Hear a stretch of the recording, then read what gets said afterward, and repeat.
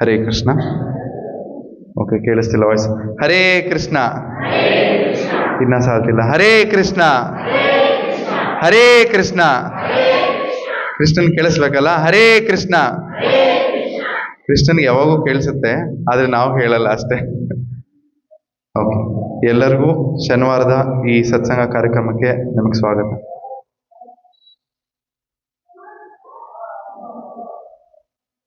ಹರೇ ಕೃಷ್ಣ. ಶನಿವಾರದ ಸತ್ಸಂಗ ಕಾರ್ಯಕ್ರಮಕ್ಕೆ ನಮಗೆಲ್ಲರಿಗೂ ಸ್ವಾಗತ. ಇವತ್ತು ತುಂಬಾ ಇಂಟ್ರೆಸ್ಟಿಂಗ್ ಶ್ಲೋಕ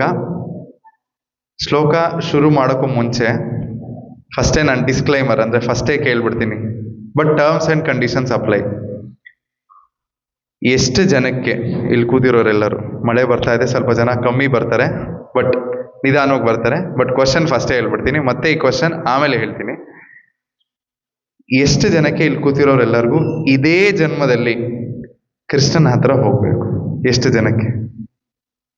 ಇನ್ನು ಮಿಕ್ಕಿದವ್ರು ಬೇಡ. ಅಲ್ಲಿ ನೋಡಿ, ಪ್ರಭು ನಡ್ಕೊಂಬಂದು ಕೈ ಎತ್ತಿದ್ರು ನೋಡಿ ಅಲ್ಲಿ. ಸೊ ಎಲ್ಲರಿಗೂ ಇದೇ ಜನ್ಮದಲ್ಲಿ 100% ಕೃಷ್ಣನ ಹತ್ರ ಹೋಗ್ಬೇಕು ಅನ್ನೋ ಆಸೆ ಇದೆ.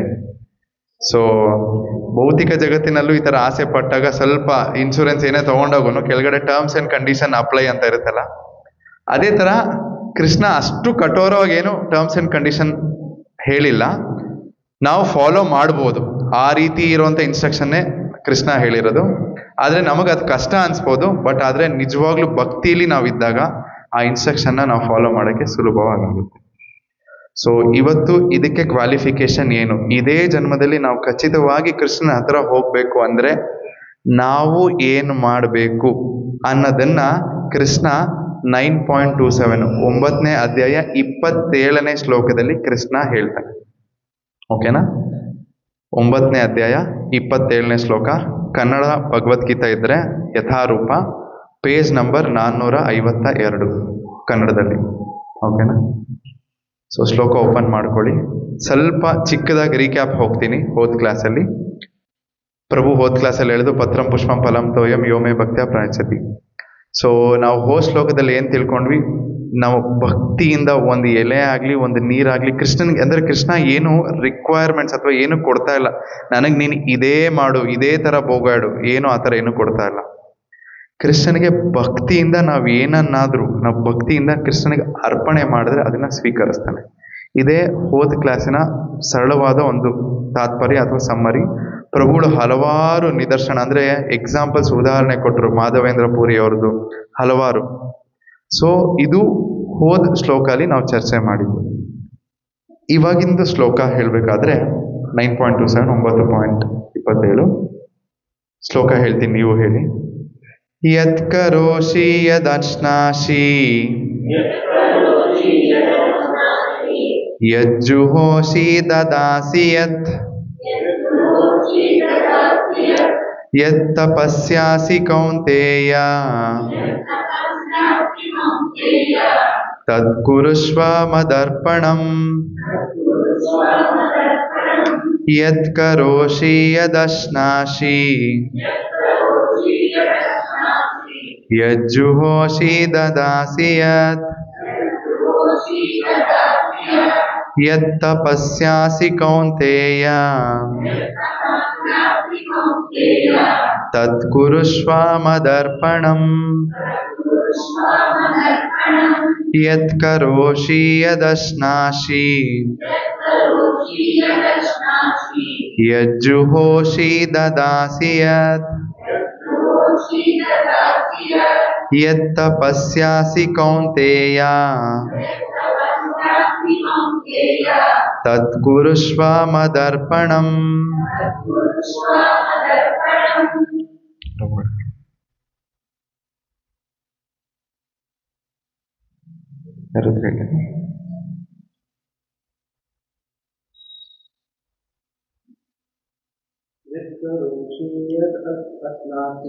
ಯತ್ ಕರೋಷಿ ಯದಶ್ನಾಸಿ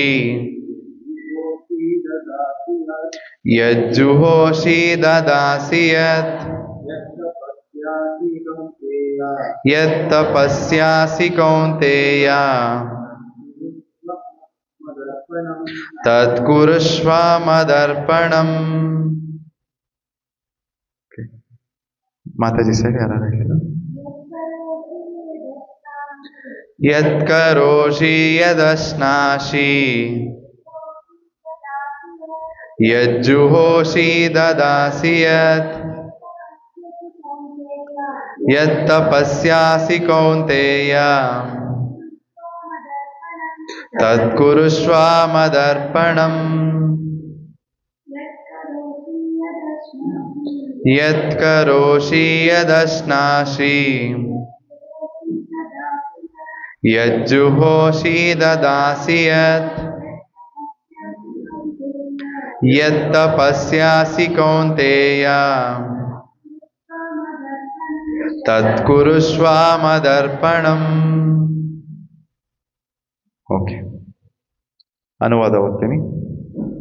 ಕುಂತಿಯ ಮಗನಾದ ಅರ್ಜುನನೇ, ನೀನು ಏನನ್ನೇ ಮಾಡು, ಏನನ್ನೇ ಭುಂಜಿಸು, ಏನನ್ನೇ ಅರ್ಪಿಸು ಅಥವಾ ಕೊಟ್ಟು ಬಿಡು, ಮತ್ತು ಯಾವುದೇ ತಪಸ್ಸನ್ನು ಮಾಡು, ಅದನ್ನು ಕಾಣಿಕೆಯಾಗಿ ನನಗೆ ಅರ್ಪಿಸು.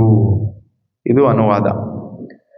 ಸೊ ನಾವು ಡೈರೆಕ್ಟಾಗಿ ಶ್ಲೋಕದ ಅರ್ಥ ತಿಳ್ಕೊಳ್ಳೋಕೆ ಮುಂಚೆ, ಈ ಶ್ಲೋಕ, ನಾವಿಲ್ಲೆಲ್ಲರೂ ಇರೋದು ಗೃಹಸ್ಥರು, ತುಂಬ ಅಂದರೆ ತುಂಬ ಗೃಹಸ್ಥರಿಗೋಸ್ಕರ ಈ 2 ಶ್ಲೋಕ 9.27 9.28 ಗೃಹಸ್ಥರಿಗೋಸ್ಕರನೇ ಕೃಷ್ಣ ಮಾತಾಡ್ತಿರೋದು.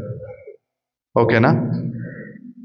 ಎಸ್ಪೆಷಲಿ ಈ ಗೃಹಸ್ಥರಿಗೆ ಈ ಶ್ಲೋಕ ಎಷ್ಟು ಅನ್ವಯ ಆಗುತ್ತೆ ಅನ್ನೋದು ನಾವು ತಿಳ್ಕೊಳ್ಳೋಣ. ಯಾಕೆಂದ್ರೆ ಇದು 9.27ನೇ ಅಧ್ಯಾಯ 27ನೇ ಶ್ಲೋಕ 28ನೇ ಶ್ಲೋಕ ಕರ್ಮಯೋಗ ಬಗ್ಗೆ ಮಾತಾಡುತ್ತೆ. ಸರಿ, ಸ್ವಲ್ಪ ರೀಕ್ಯಾಪ್ ಹೋಗೋಣ. ನಾನು ಡೈರೆಕ್ಟಾಗಿ ಕರ್ಮಯೋಗ ಅನ್ನೋಕ್ಕೂ ಮುಂಚೆ ಪ್ರಭುಗಳು ಎಷ್ಟೊಂದ್ಸಲಿ ಕ್ಲಾಸಲ್ಲಿ ರಿಪೀಟ್ ಮಾಡಿದ್ರು. ಸ್ವಲ್ಪ ಸ್ಮಾಲ್ ರೀಕ್ಯಾಪ್ ಟೆಸ್ಟ್ ಮಾಡೋಣ ಇವಾಗ. ಯೋಗ ಅಂದರೆ ಏನು? ಕರ್ಮಯೋಗ. ನಾವು ಯೋಗದ ಬಗ್ಗೆ, ಕರ್ಮಯೋಗದ ಬಗ್ಗೆ ತಿಳ್ಕೊಬೇಕು. ಸೊ ಫಸ್ಟ್ 1 by 1 ತಿಳ್ಕೊಳ್ಳೋಣ. ಯೋಗ ಅಂದರೆ ಏನು, ಭಕ್ತಿ ಯೋಗ ಅಂದರೆ ಏನು, ಕರ್ಮಯೋಗ ಅಂದರೆ ಏನು. ಸೊ ಮೊದಲು ಯೋಗ ಅಂದರೆ ಏನು ಯಾರಾದ್ರೂ ಹೇಳ್ತೀರಾ? ಯೋಗ ಅಂದ್ರೆ ಏನು? ಪ್ರಭುಗಳು ಎಷ್ಟೊಂದ್ಸಲಿ ಇದು ಹೇಳಿದ್ರು ಕ್ಲಾಸಲ್ಲಿ. Bonding with God. Mataji answer ಹೇಳ್ಬಿಟ್ರು ಆಲ್ರೆಡಿ. ಭಗವಂತನ ಒಡನೆ ಜೋಡಣೆ ಅಂದ್ರೆ ನಮ್ಮನ್ನು ನಾವು ಭಗವಂತನೊಡನೆ ಜೋಡಣೆ ಮಾಡ್ಕೊಳ್ಳೋದನ್ನ ಯೋಗ ಅಂತ ಕರೀತಾರೆ. ಈಗ ಭಕ್ತಿ ಯೋಗ ಅಂದ್ರೆ ಏನು? ಭಕ್ತಿಯ ಮಾರ್ಗದಲ್ಲಿ ನಮ್ಮನ್ನ ನಾವು ಭಗವಂತನೊಳಗೆ ಜೋಡಣೆ ಮಾಡ್ಕೊಂಡ್ರೆ ಅದು ಭಕ್ತಿ ಯೋಗ. ಈಗ ಮತ್ತೆ ನಾವು ಕ್ವಶನ್ ಹಾಕೋಬೇಕು, ಭಕ್ತಿ ಮಾರ್ಗದಲ್ಲಿ ಅಂದ್ರೆ ಯಾವ ಮಾರ್ಗ? ಸೊ ಪ್ರಹ್ಲಾದ ಮಹಾರಾಜರು ಶ್ರೀಮದ್ ಭಾಗವತದಲ್ಲಿ ಹೇಳಿರುವಂತೆ 9 ವಿಧ ಭಕ್ತಿ ಇದೆ. ಇದೆಲ್ಲ ನಾನು ರಿವಿಷನ್ ಹೇಳ್ತಾ ಇರೋದು, ಪ್ರಭುಗಳು ಹೇಳಿದ್ದಾರೆ. 9 ವಿಧ ಭಕ್ತಿ ಯಾವ್ದು ಹೇಳಿ? ಶ್ರವಣಂ, ಕೀರ್ತನಂ, ವಿಷ್ಣು ಸ್ಮರಣಂ, ಪಾದ ಸೇವನಂ, ಅರ್ಚನಂ, ವಂದಂ, ದಾಸ್ಯಂ, ಸಖ್ಯ, ಆತ್ಮ ನಿವೇದನಂ. ಇದು ಎಲ್ಲಾನು ಸೇರಿ ಭಕ್ತಿ ಮಾಡ್ಬೋದು, ಅಥವಾ ಇದು ಎಲ್ಲಾದ್ರಲ್ಲಿ ಯಾವ್ದನ್ನ ಒಂದು ತಗೊಂಡು ಭಕ್ತಿ ಮಾಡ್ಬೋದು. ಸೊ ಇದು ಭಕ್ತಿಯ ಮಾರ್ಗ. ಇದನ್ನ ನಾವು ತಗೊಂಡು ಭಕ್ತಿ ಮಾಡಿದಾಗ ಅದು ಭಕ್ತಿ ಯೋಗ ಆಗತ್ತೆ. ಸೊ ಭಕ್ತಿ ಯೋಗ ಕ್ಲಿಯರ್ ಆಯ್ತಲ್ವಾ? ಈಗ ಕರ್ಮಯೋಗಕ್ಕೆ ಬರೋಣ. ಕರ್ಮಯೋಗ ಅಂದ್ರೆ ಏನು? ಸೊ ಈ ಕರ್ಮಯೋಗದಲ್ಲಿ 2 ವಿಧ ಇದೆ. ಕರ್ಮ ಅಂದ್ರೆ ಸಾಧಾರಣವಾಗಿ ಯಾವುದಾದ್ರೂ ಕೆಲಸ. ಕರ್ಮ ಅಂದ್ರೆ ಇವಾಗ ಹೆಂಗಾಗ್ಬಿಟ್ಟಿದೆ ಅಂದ್ರೆ ಎಲ್ಲ ಕಡೆ ಕರ್ಮ ಅಂದ್ರೆ ಆಫೀಸ್ ವರ್ಕ್ ಅಷ್ಟೇ, ಆ ಥರ ಅನ್ಕೊಂಡ್ಬಿಟ್ಟಿದ್ದಾರೆ. ಇಲ್ಲ, ಆ ಥರ ಅಲ್ಲ. ಕರ್ಮ ಅಂದ್ರೆ ಅಡುಗೆ ಮಾಡೋದಾಗಿರ್ಬೋದು, ಕೂತ್ಕೊಳೋದಾಗಿರ್ಬೋದು, ಬರೆಯೋದಾಗಿರ್ಬೋದು, ಮಲಗೋದಾಗಿರ್ಬೋದು. ನಾವು ಸುಮ್ಮನೆ ಮಲಗಿದ್ರೂ ಸಹ ಅದು ಒಂದು ಕರ್ಮ. ಸೊ ಯಾವ ರೀತಿಯ ಕರ್ಮ ಆಗಲಿ, ನಾವು ಒಂದು ಕರ್ಮ ಮಾಡಿ ಅದರಿಂದ ಬರುವಂಥ ಫಲಿತಾಂಶನ ಭಗವಂತನಿಗೆ ಅರ್ಪಣೆ ಮಾಡಿದ್ರೆ ಅದು ನಿಷ್ಕಾಮ ಕರ್ಮ. ಓಕೆ. ಪ್ಲಸ್ ನಾವು ಮಾಡುವಂಥ ಯಾವುದೇ ಕರ್ಮ ಭಗವಂತನಿಗೋಸ್ಕರ ಮಾಡಿದ್ರೆ ಅದು ಕೇವಲ ಭಕ್ತಿ. ಮತ್ತೆ ಹೇಳ್ತೀನಿ, ಮಾಡುವಂಥ ಕರ್ಮದಿಂದ ಬರುವಂಥ ಫಲಿತಾಂಶನ ನಾವು ಭಗವಂತನಿಗೆ ಅರ್ಪಣೆ ಮಾಡಿದ್ರೆ, ನಾನೇನೋ ಕರ್ಮ ಮಾಡ್ತಾ ಇದ್ದೀನಿ, ಭಗವಂತನಿಗೋಸ್ಕರ ಕರ್ಮ ಮಾಡ್ತಾ ಇಲ್ಲ, ಬಟ್ ಕರ್ಮದಿಂದ ಬರುವಂಥ ಫಲವನ್ನ ಭಗವಂತನಿಗೆ ಕೊಡ್ತಾ ಇದ್ದೀನಿ, ಅದು ನಿಷ್ಕಾಮ ಕರ್ಮ. ಪ್ಲಸ್ ಈಗ ನೆಕ್ಸ್ಟ್ ಹೇಳ್ತೀನಿ, ನಾನು ಕರ್ಮ ಏನ್ ಮಾಡ್ತೀನಲ್ಲ ಅದನ್ನ ಭಗವಂತನಿಗೋಸ್ಕರನೇ ಮಾಡ್ತಾ ಇದ್ದೀನಿ, ಅದು ಕೇವಲ ಭಕ್ತಿ. ಇದೆರಡು ಅಡಿಷನ್ ಆದ್ರೆ ಅದು ಕರ್ಮಯೋಗ. ಕ್ಲಿಯರ್ ಆಯ್ತಲ್ಲ? ಇದು ಕರ್ಮಯೋಗದ ಡೆಫಿನಿಷನ್. ಸೊ ನಾನು ಆಗ್ಲೇ ಹೇಳ್ದಂಗೆ ಯಾಕೆ ಈ ಗೃಹಸ್ಥರಿಗೆ ಇದು ತುಂಬಾ ಅಪ್ಲೈ ಆಗುತ್ತೆ ಅಂದ್ರೆ, ಇದರಲ್ಲಿ ಕೃಷ್ಣ ಹೇಳ್ತಾನೆ ಹೆಚ್ಚು ಕಡಿಮೆ ಎಲ್ಲಾ ಗೃಹಸ್ಥರು ನಾವು ಕರ್ಮಯೋಗದಲ್ಲೇ ಇದ್ದೀವಿ. ಅಂದ್ರೆ ನಾವು 24 hours 24 ಗಂಟೆ ಭಕ್ತಿ ಮಾಡಕ್ಕೆ ನಮ್ಗಿನ್ನ ಅವಕಾಶ ಸಿಕ್ಕಿಲ್ಲ.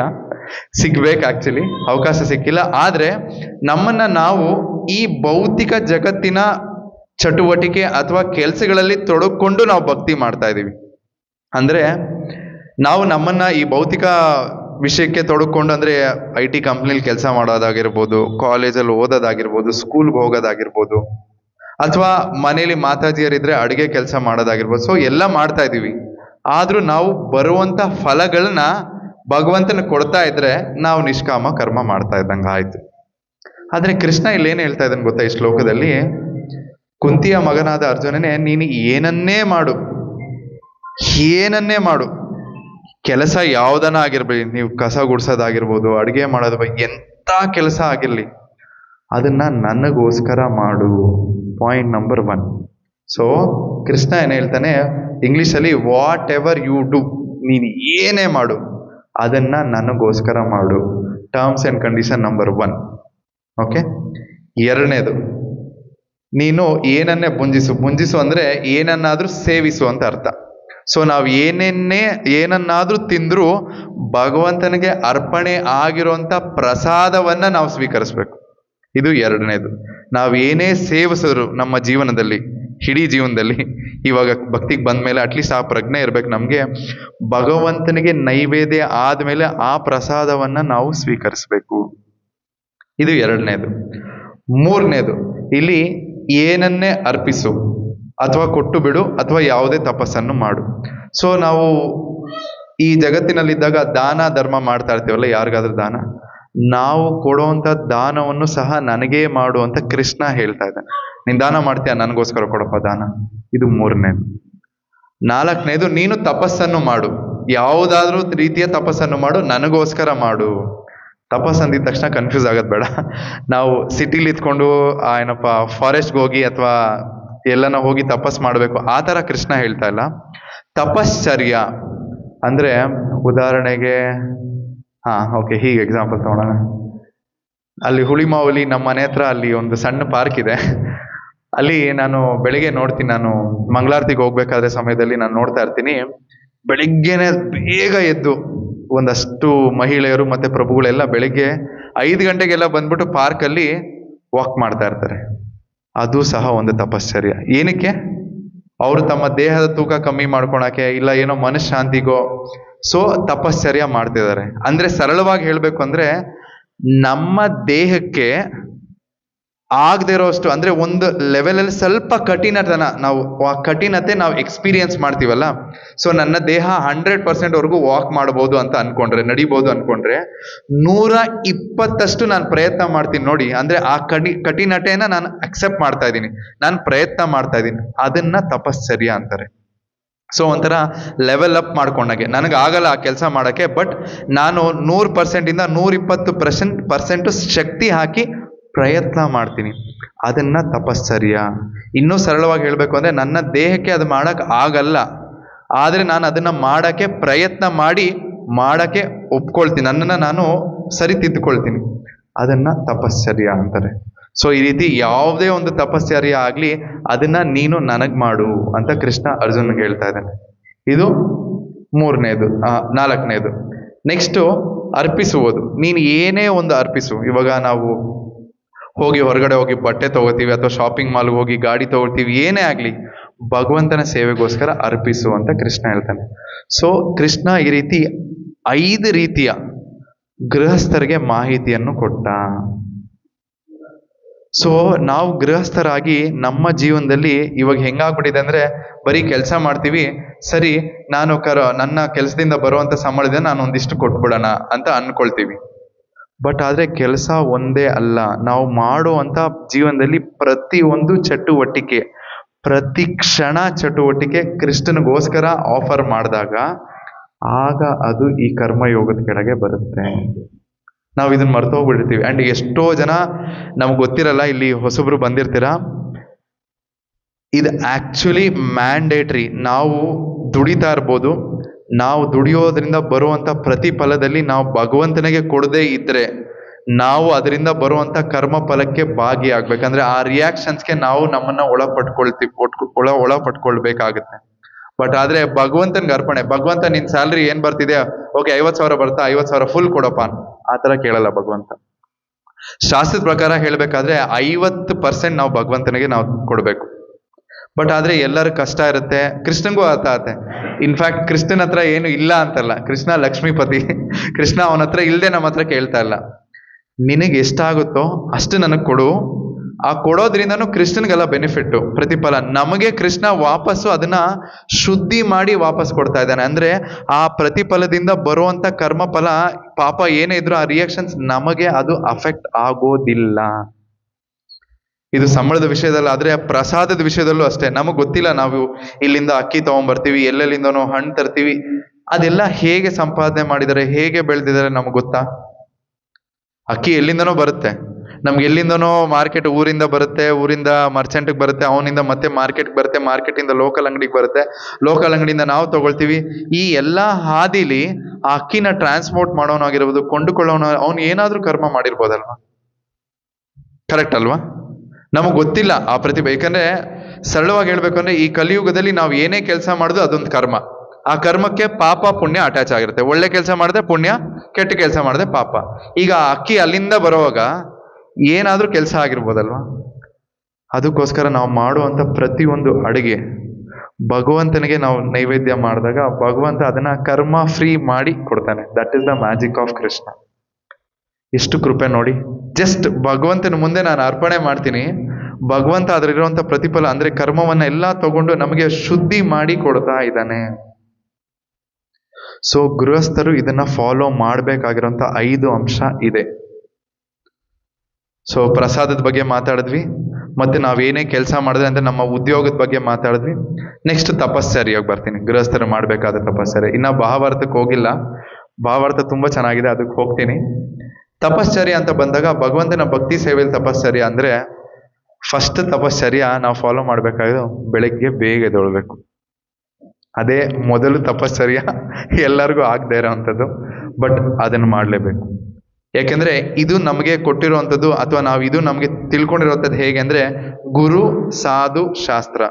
ಗುರುಗಳು ಹೇಳ್ತಾರೆ, ಸಾಧು ಅಂದ್ರೆ ಶುದ್ಧವಾದ ವೈಷ್ಣವರು ಇರ್ತಾರೆ, ಅವ್ರ ಕಡೆಯಿಂದ ಕೇಳಿಸ್ಕೊತೀವಿ. ಶಾಸ್ತ್ರದಲ್ಲಿರುತ್ತೆ, ಅವ್ರು ಹೇಳ್ತಾರೆ ಪ್ರತಿದಿನ ಬ್ರಹ್ಮ ಮುಹೂರ್ತದಲ್ಲಿ ಎದ್ದು ನಾವು ಸ್ನಾನ ಮಾಡಿ ನಾವು ಚಾಂಟಿಂಗ್ ಅಂದ್ರೆ ಜಪವನ್ನ ಮಾಡಿ ಮಂಗಳಾರತಿಯನ್ನು ನಾವು ಅಟೆಂಡ್ ಮಾಡಬೇಕು. ಆದ್ರೆ ನೀವು ಹೇಳ್ಬೋದು, ಪ್ರಭು ಸಂಡೇ ಒಂದಿನ 10 ಗಂಟೆಗೆ ಎದ್ದು ಬಿಡೋಣ ಬಿಡಿ ಪ್ರಭು, ದಿನ ಇರೋದೇ ಅಲ್ಲ, ಆಫೀಸ್ಗೆ ಹೋಗ್ತಾ ಇರ್ತೀನಿ, ಅಯ್ಯೋ ದಿನ ಮಕ್ಕಳಿಗೆ ಎದ್ದು ಬಾಕ್ಸ್ ಕಟ್ಟಬೇಕು, ಟೈಮ್ ಜೊತೆ ಬೆಳಗ್ಗೆ ಮಾತಾಜಿಗಳು ಕಾಂಪಿಟೇಷನ್ ಮಾಡ್ತಾರೆ, ಅಯ್ಯೋ 7 ಗಂಟೆ ಆಗೋಯ್ತು, 7 ಬಾಕ್ಸ್ ಕಟ್ಟೋಣ, ಅಯ್ಯೋ ಹೋಗ್ರೇನೆ. ಈ ತರ ಟೈಮ್ ಜೊತೆ ಮಾತಾಜಿಗಳು ಕಾಂಪಿಟೇಷನ್ ಮಾಡ್ತಾ ಇರ್ತಾರೆ. ಈ ಕಡೆ ಬಂದ್ರೆ ಪ್ರಭುಗಳು, ಅಯ್ಯೋ ಮೆಟ್ರೋ ಸಿಗ್ಲಿಲ್ಲ, 8:51, ಅಯ್ಯೋ ಮೆಟ್ರೋ ಮಿಸ್ ಆಗೋಯ್ತು, ಏನ್ ಮಾಡೋದಪ್ಪ, ನೆಕ್ಸ್ಟ್ ಟ್ರೈನ್ ಎಲ್ಲಿ ಸಿಗುತ್ತೆ, ಸರಿ ರ್ಯಾಪಿಡೋ ಮಾಡ್ಕೊಂಡ್ಬಿಡೋಣ. ಈ ರೀತಿ ನಾವು ಟೈಮ್ ಜೊತೆ ಒಂದ್ ರೀತಿ ಹೇಳ್ಬೇಕಂದ್ರೆ ಯುದ್ಧನೇ ಮಾಡ್ತಿರ್ತೀವಿ. ಆದ್ರೆ ನಮ್ಮ ಜೀವನ ಸರಳವಾಗಿ ಹೇಳ್ಬೇಕು ಅಂದ್ರೆ ನಾವು ಬೆಳಗ್ಗೆ ಬೇಗ ಎದ್ದು ನಾವು ಜಪ ಮುಗಿಸಿ ಮಂಗಳಾರತಿ ಅಟೆಂಡ್ ಮಾಡಿ ಅದಾದ್ಮೇಲೆ ನಾವು ನಮ್ಮ ದಿನನಿತ್ಯದ ಚಟುವಟಿಕೆ, ಕೆಲಸ ಆಗಿರ್ಬೋದು, ಏನೇ ಆಗಿರ್ಬೋದು, ಹೋಗಿ ಮುಗಿಸ್ಕೊಂಡು ಬಂದು ಬೇಗ ಮಲ್ಕೊಂಡಾಗ ನೀವು ನೋಡಿ ಮಂಗಳಾರತಿ ಇಲ್ಲಿ ಅಟೆಂಡ್ ಮಾಡೋಕ್ಕಲ್ಲ. ಆದ್ರೆ ಜಸ್ಟ್ ಯಾಕಂದ್ರೆ ಇಲ್ಲಿ ಮಂಗಳಾರತಿ ನಾವು ಮಾಡ್ತಿಲ್ಲ, ಬಟ್ ಆದ್ರೆ ಪ್ರತಿದಿನ ಬೆಳಗ್ಗೆ ಎದ್ದು ಬ್ರಹ್ಮ ಮುಹೂರ್ತದಲ್ಲಿ ನೀವು ಜಪವನ್ನ ಮಾಡಿ ಆಮೇಲೆ ನೀವು ಹೇಳಿ ನನಗೆ ನಿಮ್ಮ ದಿನನಿತ್ಯದ ಶೈಲಿ ಹೆಂಗೆ ಚೇಂಜ್ ಆಗುತ್ತೆ. ನೀವೇ ಹೇಳ್ಬೋದು, ಪ್ರಭು ನಾನು ನೀವು ಹೇಳಾದ್ಮೇಲೆ ಜಪಾನ್ ಮಾಡಿದೆ ಪ್ರಭು, ಐ ಹ್ಯಾವ್ ಎಕ್ಸ್ಪೀರಿಯನ್ಸ್ ದಿಸ್ ಅಂತ ನಿಜವಾಗ್ಲೂ ಹೇಳ್ತೀರಾ ನೀವು, ನಾನು ಸುಳ್ಳು ಹೇಳ್ತಿಲ್ಲ. ಬಿಕಾಸ್ ನಾನು ಸಹ ನಿಮ್ಮಲ್ಲಿ ಒಬ್ಬ ಆಗಿದ್ದೆ, ನಾನು ಇದೇ ತರ ಇದ್ದೆ, ನಾನು ಅದನ್ನ ಎಕ್ಸ್ಪೀರಿಯನ್ಸ್ ಮಾಡ್ತಾ ಇದ್ದೀನಿ ನಿಮಗೆ. ಇದನ್ನ ತಪಶ್ಚರ್ಯ ಅಂತಾರೆ. ಅಂದ್ರೆ ನಾವು ನಮ್ಮ ಇಂದ್ರಿಯ ಸಂಯಮ, ಯಾಕಂದ್ರೆ ಸುಮ್ಮನೆ ಹೇಳಿಲ್ಲ ಆಚಾರ್ಯ ಯಾರು, ಬೆಳಿಗ್ಗೆ ಎದ್ದು 4:15 ಹೋಗಿ ಮಂಗಳಾರತಿ ಅಟೆಂಡ್ ಮಾಡೋ ಬದಲು ನೋಡಪ್ಪ ನೀನ್ 11:30 11:00 ಹೋಗಿ ಎದ್ಬಿಟ್ಟು ಮಂಗಳಾರತಿ ಅಟೆಂಡ್ ಮಾಡು ಅಂತ ಹೇಳ್ಬೋದಾಗಿತ್ತಲ್ಲ. ಯಾಕೆ ಬ್ರಹ್ಮ ಮುಹೂರ್ತದಲ್ಲೇ ಹೇಳಿದ್ರು? ಯಾಕೆಂದ್ರೆ ನಮ್ಮ ದೇಹ ಅಂದ್ರೆ ಈ ಇಂದ್ರಿಯ ಸಂಯಮ, ಇಂದ್ರಿಯನ ನಾವು ಕಂಟ್ರೋಲ್ ಮಾಡೋದ್ ಕಲಿಬೇಕು. ಈ ಇಂದ್ರಿಯಗಳನ್ನ ನಾವು ಭಗವಂತನೆಡೆಗೆ ರೂಟ್ ಮಾಡಬೇಕು. ಆ ಇಂದ್ರಿಯ ಸಂಯಮ ನಾವು ಕಲ್ತಾಗೆ ನಾವು ಭಗವಂತನ ಜ್ಞಾನವನ್ನು ಅರ್ಜನೆ ಮಾಡ್ಕೊಳ್ಳೋಕೆ ಬಹಳ ಸುಲಭ ಆಗುತ್ತೆ ಅಂತ ಆಚಾರ್ಯರು ಇದನ್ನ ಹೇಳಿದ್ದು. ಅಂದ್ರೆ ಇನ್ನ ಸರಳವಾಗಿ ಹೇಳ್ಬೇಕು ಅಂದ್ರೆ ಇಂದ್ರಿಯ ಭೋಗನ ಬಿಡ್ತಾ ಹೋಗ್ತೀವಿ ನಾವು ಹಂತವಾಗಿ, ಈ ತರ ನಾವು ತಪಸ್ಸರನ್ನ ಆಚರಣೆ ಮಾಡಿದಾಗ. ಸೊ ಇದು ಮೂರನೇದು. ನೆಕ್ಸ್ಟ್ ದಾನ ಕೊಡೋದು. ಸೊ ಈ ದಾನ ಕೊಡೋದು, ನಾನು ಪ್ರಭುಗಳು ಹೇಳ್ತಾ ಇರ್ತಾರೆ, ನಾವು ಸಿಗ್ನಲ್ ಒಬ್ರು ಭಿಕ್ಷುಕರು ಯಾರನ್ನ ನಾವು ನೋಡ್ತೀವಿ ಅಥವಾ ಯಾರನ್ನ ವ್ಯಕ್ತಿಗಳು ನೋಡ್ತೀವಿ, ನಾವು ದಾನ ಕೊಡೋದು ಅವರು ಒಳ್ಳೆ ರೀತಿಲಿ ಉಪಯೋಗಿಸಿದ್ರೆ ನಮಗೆ ಒಳ್ಳೇದು. ಅಂದ್ರೆ ಒಳ್ಳೆ ರೀತಿ ಅಂದ್ರೆ ಹೇಳ್ತೀನಿ ಅಂದ್ರೆ, ನೀವು ಯಾರಿಗೋ ಒಬ್ರಿಗೆ 10 ರೂಪಾಯಿ ಕೊಟ್ರಿ ಅಂತ ಅನ್ಕೊಳ್ಳೋಣ. ಆ 10 ರೂಪಾಯಿ ತಗೊಂಡಿರೋಂಥ ವ್ಯಕ್ತಿ ಅದೇ 10 ರೂಪಾಯಿ ತಗೊಂಡು ಅವ್ನು ಕುಡಿದು ಅವ್ರ ಹೆಂಡತಿನ ಹೋಗಿ ಹೊಡೆದ್ರೆ ಆ ಕರ್ಮಫಲ ಅವನಿಗೆ ಬರಲ್ಲ, ನಿಮಗೆ ಬರುತ್ತೆ. ಯಾಕಂದ್ರೆ ಕೊಟ್ಟಿರೋ ನೀವು 10 ರೂಪಾಯಿ ಅಲ್ವಾ. ಸೊ ನಮಗ್ ಗೊತ್ತಿಲ್ಲ ಕಲಿಯುಗದಲ್ಲಿ ಯಾರು ಏನ್ ಮಾಡ್ತಾರೆ ನಮ್ಗೆ ಗೊತ್ತಿಲ್ಲ. ಅದಕ್ಕೋಸ್ಕರ ನಾವು ದಾನ ಮಾಡೋದು ಸಹ ಯೋಚನೆ ಮಾಡಿ, ನಾವು ಕರೆಕ್ಟಾಗಿ ದಾನ ಮಾಡ್ತಾ ಇದ್ದೀನ 1 ಸೆಕೆಂಡ್ ನಾನು ಯೋಚನೆ ಮಾಡಬೇಕು. ಅದಕ್ಕೆ ಅಷ್ಟು ಟೆನ್ಷನ್ನೇ ಬೇಡ, ನಾನು ಅದಕ್ಕೆ ಕೃಷ್ಣನಿಗೆ ದಾನ ಮಾಡ್ಬಿಟ್ರೆ ವಾಸಿ. ಯಾಕಂದ್ರೆ ಭಗವಂತ ಅಲ್ಲ. ಯಾಕೆ ಈ ದಕ್ಷಿಣೆ ಅನ್ನೋ ಕಾನ್ಸೆಪ್ಟ್ ಅಥವಾ ದಾನ ಅನ್ನೋದು ಯಾಕೆ ಬಂತ ಹೇಳಿ, ಅದು ಸಹ ನಮ್ಮನ್ನ ಪ್ಯೂರಿಫೈ ಮಾಡಕ್ಕೆ. ಇವಾಗ ನಾವೆಲ್ಲ ಮುಂಚೆ ಆದ್ರೆ ಹಿಂದಿನ ಕಾಲದೆಲ್ಲ ಹುಂಡಿ ಎಲ್ಲ ಹೊರಗಡೆ ಇರೋರು, ಇವಾಗ ಹುಂಡಿ ಎಲ್ಲ ಹಿಂದೆ ಇಟ್ಬಿಡ್ತಾರೆ. ಈಗ ಯಾರು ಹಾಕಲ್ಲ, ಇಲ್ಲ ನೋಡೋದು ಇಲ್ಲ. ಬಟ್ ಆದ್ರೆ ನಾವು ಇದು ಅರ್ಥ ಮಾಡ್ಕೋಬೇಕು, ಯಾಕೆ ದಕ್ಷಿಣೆ ಅನ್ನೋ ಕಾನ್ಸೆಪ್ಟ್ ಬಂತು, ಯಾಕೆ ದಾನ ಅನ್ನೋದು ಬಂತು. ಎಲ್ಲದಕ್ಕೂ ಸಹ ಒಂದು ರೀಸನ್ ಇದ್ದೇ ಇರುತ್ತೆ. ಸೊ ಪೂರ್ವಜರು ಅದಕ್ಕೋಸ್ಕರ ಮಾಡಿದರೆ, ದಾನ ಮಾಡೋದ್ರಿಂದ ನಾವು ಸಹ ಶುದ್ಧೀಕರಣೆ. ಸೇಮ್ ಸಂಬಳ ಕೊಡೋದು ದಾನನೇ, ನಾವು ಹೊರಗಡೆ ಯಾರ ದಾನ ಕ್ರಿಶ್ಚಿಯನ್ ಕೊಡೋದು ದಾನನೇ, ಎರಡೂ ಸಹ ಪ್ಯೂರಿಫೈ ಆಗ್ತಾ ಇರುತ್ತೆ, ಶುದ್ಧಿ ಆಗ್ತಾ ಇರುತ್ತೆ. ಸೊ ಇದು ಗೃಹಸ್ಥನ ಮಾಡ್ಬೇಕಾಗಿರೋ ನಾಲ್ಕನೇ ಅಂಗ. ನೆಕ್ಸ್ಟ್ ಅರ್ಪಿಸುವುದು. ನಾನು ಆಗ್ಲೇ ಹೇಳ್ದಂಗೆ ಏನನ್ನಾದ್ರೂ ಮಾಡಿ, ಏನೇ ಆಗಿರ್ಲಿ, ಅರ್ಪಿಸುವುದು ಅಂತ ಬಂದಾಗ, ಅರ್ಪಣೆ ಅಂತ ಬಂದಾಗ ನಾನು ಹೋಗ್ತೀನಿ, ಹೂವು ಫಸ್ಟ್ ಮಾತಾಜಿಯಿಂದ ಬಂದ್ಬಿಡ್ತೀನಿ, ಬೇಗ ಈಸಿ ಆಗುತ್ತೆ. ನಾನು ಚೆನ್ನಾಗಿರೋ ಮಲ್ಲಿಗೆ ಹೂವು ಗಮ್ ಅಂತ ಕಟ್ಟಿ ರೆಡಿ ಮಾಡಿ ಇಟ್ಟಿರ್ತಾರೆ. ಫಸ್ಟ್ ಥಾಟ್ ನೋಡ್ತಾ ಇದ್ದಂಗೆ, ದುಂಡು ಮಲ್ಲಿಗೆ ಮುಡ್ಕೊಂಡ್ರೆ ಎಷ್ಟು ಚೆನ್ನಾಗಿರುತ್ತಲ್ಲ. ಯಾವಾಗ ಫಂಕ್ಷನ್ ಇದೆ ಯೋಚನೆ ಮಾಡ್ತೀವ ಇಲ್ವಾ? ಅಥವಾ ಫಂಕ್ಷನ್ಗೆ ಹೋಗ್ತಾ ಇರ್ತೀವಿ, ರೀ ಸ್ವಲ್ಪ ಹೂವು ತೊಗೊಂಡು ಹೋಗ್ಬಿಡೋಣ ಬನ್ರಿ, ಫಂಕ್ಷನ್ಗೆ ಹಂಗೆ ಹೋಗೋಕ್ಕಾಗತ್ತಾ ಹೇಳ್ತೀವಲ್ವಾ? ಆದರೆ ಯಾವಾಗಲಾದರೂ ನಾವು ಯೋಚನೆ ಮಾಡಿದೀವ, ನಾವು ಮನೆ ಬಿಡೋಕ್ಕೂ ಮುಂಚೆ ಭಗವಂತನಿಗೆ ಚೆನ್ನಾಗಿರೋ ಹೂವು ನಾನು ಪೂಜೆ ಮಾಡಿ ಆ ಫಂಕ್ಷನ್ಗೆ ಹೋಗ್ಬೋದಿತ್ತಲ್ಲ. ಅದೇ ಹೂವು ನೀವು ಮುಟ್ಕೊಳೋಕ್ಕಿಂತ ಮುಂಚೆ ಮನೇಲಿರೋ ಭಗವಂತನಿಗೆ ನಾನು ಹೂವು ಚೆನ್ನಾಗಿರೋದಿಟ್ನ ಯೋಚನೆ ಮಾಡ್ಬೇಕಲ್ವಾ? ನಾವು ನಮಗೆ ಕೊಡೋ ಏಕಾಗ್ರತೆ ಅಂದ್ರೆ ಅಷ್ಟು ಲೈಕ್ ತುಂಬಾ ಇಂಪಾರ್ಟೆನ್ಸ್ನ ಭಗವಂತನಿಗೆ ನಾವು ಕೊಟ್ಟಿದೀವ? ಇಲ್ಲ. ಇದನ್ನ ನಾವು ಯೋಚನೆ ಮಾಡಬೇಕು. ಒಂದು ಹೂವು ನೋಡಿ, ಚಿಕ್ಕದ್ ನಾನು ಶುರು ಮಾಡಿದೆ ಹೂವದಿಂದ, ಭಗವಂತನಿಗೆ ಚೆನ್ನಾಗಿರೋ ಹೂವು ಕೊಟ್ರೆ ಈ ಒಂದು ಆಲೋಚನೆ ನಮ್ಮ ಮನಸ್ಸಿನಲ್ಲಿ ಬರಬೇಕು. ಇದು ಹೂವು ಆಗಿರ್ಬೋದು, ನೆಕ್ಸ್ಟ್ ಹಣ್ಣಾಗಿರ್ಬೋದು. ಎಷ್ಟು ಚೆನ್ನಾಗಿದೆ ಆ್ಯಪಲ್, ಬೆಳಿಗ್ಗೆ ಎದ್ದು ಆ್ಯಪಲ್ ಬಾಕ್ಸ್ ಹಾಕೊಟ್ಬಿಡಮ್ಮ, ಆ್ಯಪಲ್ನ ಭಗವಂತನಿಗೆ ಅರ್ಪಣೆ ಮಾಡಿದ್ವಾ? ಎಷ್ಟು ಚೆನ್ನಾಗಿದೆ ಆ್ಯಪಲ್, ಕ್ರಿಶ್ಚಿಯನ್ ಕೊಡೋಣ, ಕ್ರಿಶ್ಚಿಯನ್ ಕೊಟ್ಟು ಆಮೇಲೆ ನಾವು ತಿನ್ಬೋದಲ್ವಾ? ಅದೆಲ್ಲದಕ್ಕಿಂತ, ಅಮ್ಮ ಬೆಳಿಗ್ಗೆ ಎದ್ದು ಏನು ಮಾಡ್ತೀಯಾ, ಬಿಸಿಬೇಳೆ ಬಾತ್ ಮಾಡ್ತೀಯಾ, ಪುಳಿಯೋಗರೆ ಮಾಡ್ತೀಯಾ? ಕರೆಕ್ಟ್ ಕೇಳ್ತೀವಲ್ಲ ಇಲ್ಲಿ. ಅಮ್ಮ ಅಯ್ಯೋ ಇವಳು ಕೇಳ್ತಾನೆ ಇರ್ತಲ್ಲಪ್ಪ, ಏನೋ ಒಂದು ಮಾಡಿ ಹಾಕ್ಬಿಟ್ರೆ ಆಯ್ತು ಅಂತ ಅನ್ಕೊಳ್ತೀವಿ. ಅದ್ರ ಬದಲು ನಾನು ಭಗವಂತನಿಗೆ, ನಮ್ಮ ಜೀವನ ನೋಡಿ ಬದಲಾವಣೆ ಅನ್ನೋದು ಇಷ್ಟಿಷ್ಟಲ್ಲೇ ಆಗುತ್ತೆ. ಕ್ರಿಶ್ಚಿಯನ್ಗೋಸ್ಕರ ನಾನು ಏನು ಮಾಡಲಿ, ಕ್ರಿಶ್ಚಿಯನ್ಗೋಸ್ಕರ ಯಾವ ರೀತಿ ಪ್ರಸಾದ ಮಾಡಲಿ, ಕ್ರಿಶ್ಚಿಯನ್ಗೆ ಏನು ಇಷ್ಟ, ಈ ರೀತಿ ಹೋದಾಗ ಮನೆಯಲ್ಲಿಂದಾನೇ ನಾವು ನಮ್ಮ ಕಾನ್ಶಿಯಸ್ನೆಸ್ ಚೇಂಜ್ ಆಗ್ತಾ ಬರುತ್ತೆ. ಯಾಕಂದ್ರೆ ಮಾತಾಜಿಯರು ನೀವು ಪ್ರಸಾದ ಮಾಡಿದಾಗ ನಿಮ್ಮ ಮನೇಲಿರುವಂಥ ಪ್ರಭುಗಳಾಗಿರ್ಬೋದು, ಮಕ್ಕಳಾಗಿರ್ಬೋದು ಚೇಂಜ್ ಮಾಡ್ಬೋದು. ಇದು ಮಾತಾಜಿಯರಾದ್ರೆ, ಈ ಕಡೆ ಪ್ರಭುಗಳಿಗೆ ಬಂದ್ರೆ, ನಾನು ಯಾವ ಕಾರ್ ತಗೊಳ್ಳಿ, 6 ಸೀಟರ್ ತಗೊಳ್ಳ, 5 ಸೀಟರ್ ತಗೊಳ್ಳ, 4 ಸೀಟರ್, ಟ್ಯಾಕ್ಸ್ ಜಾಸ್ತಿ ಅಲ್ಲ.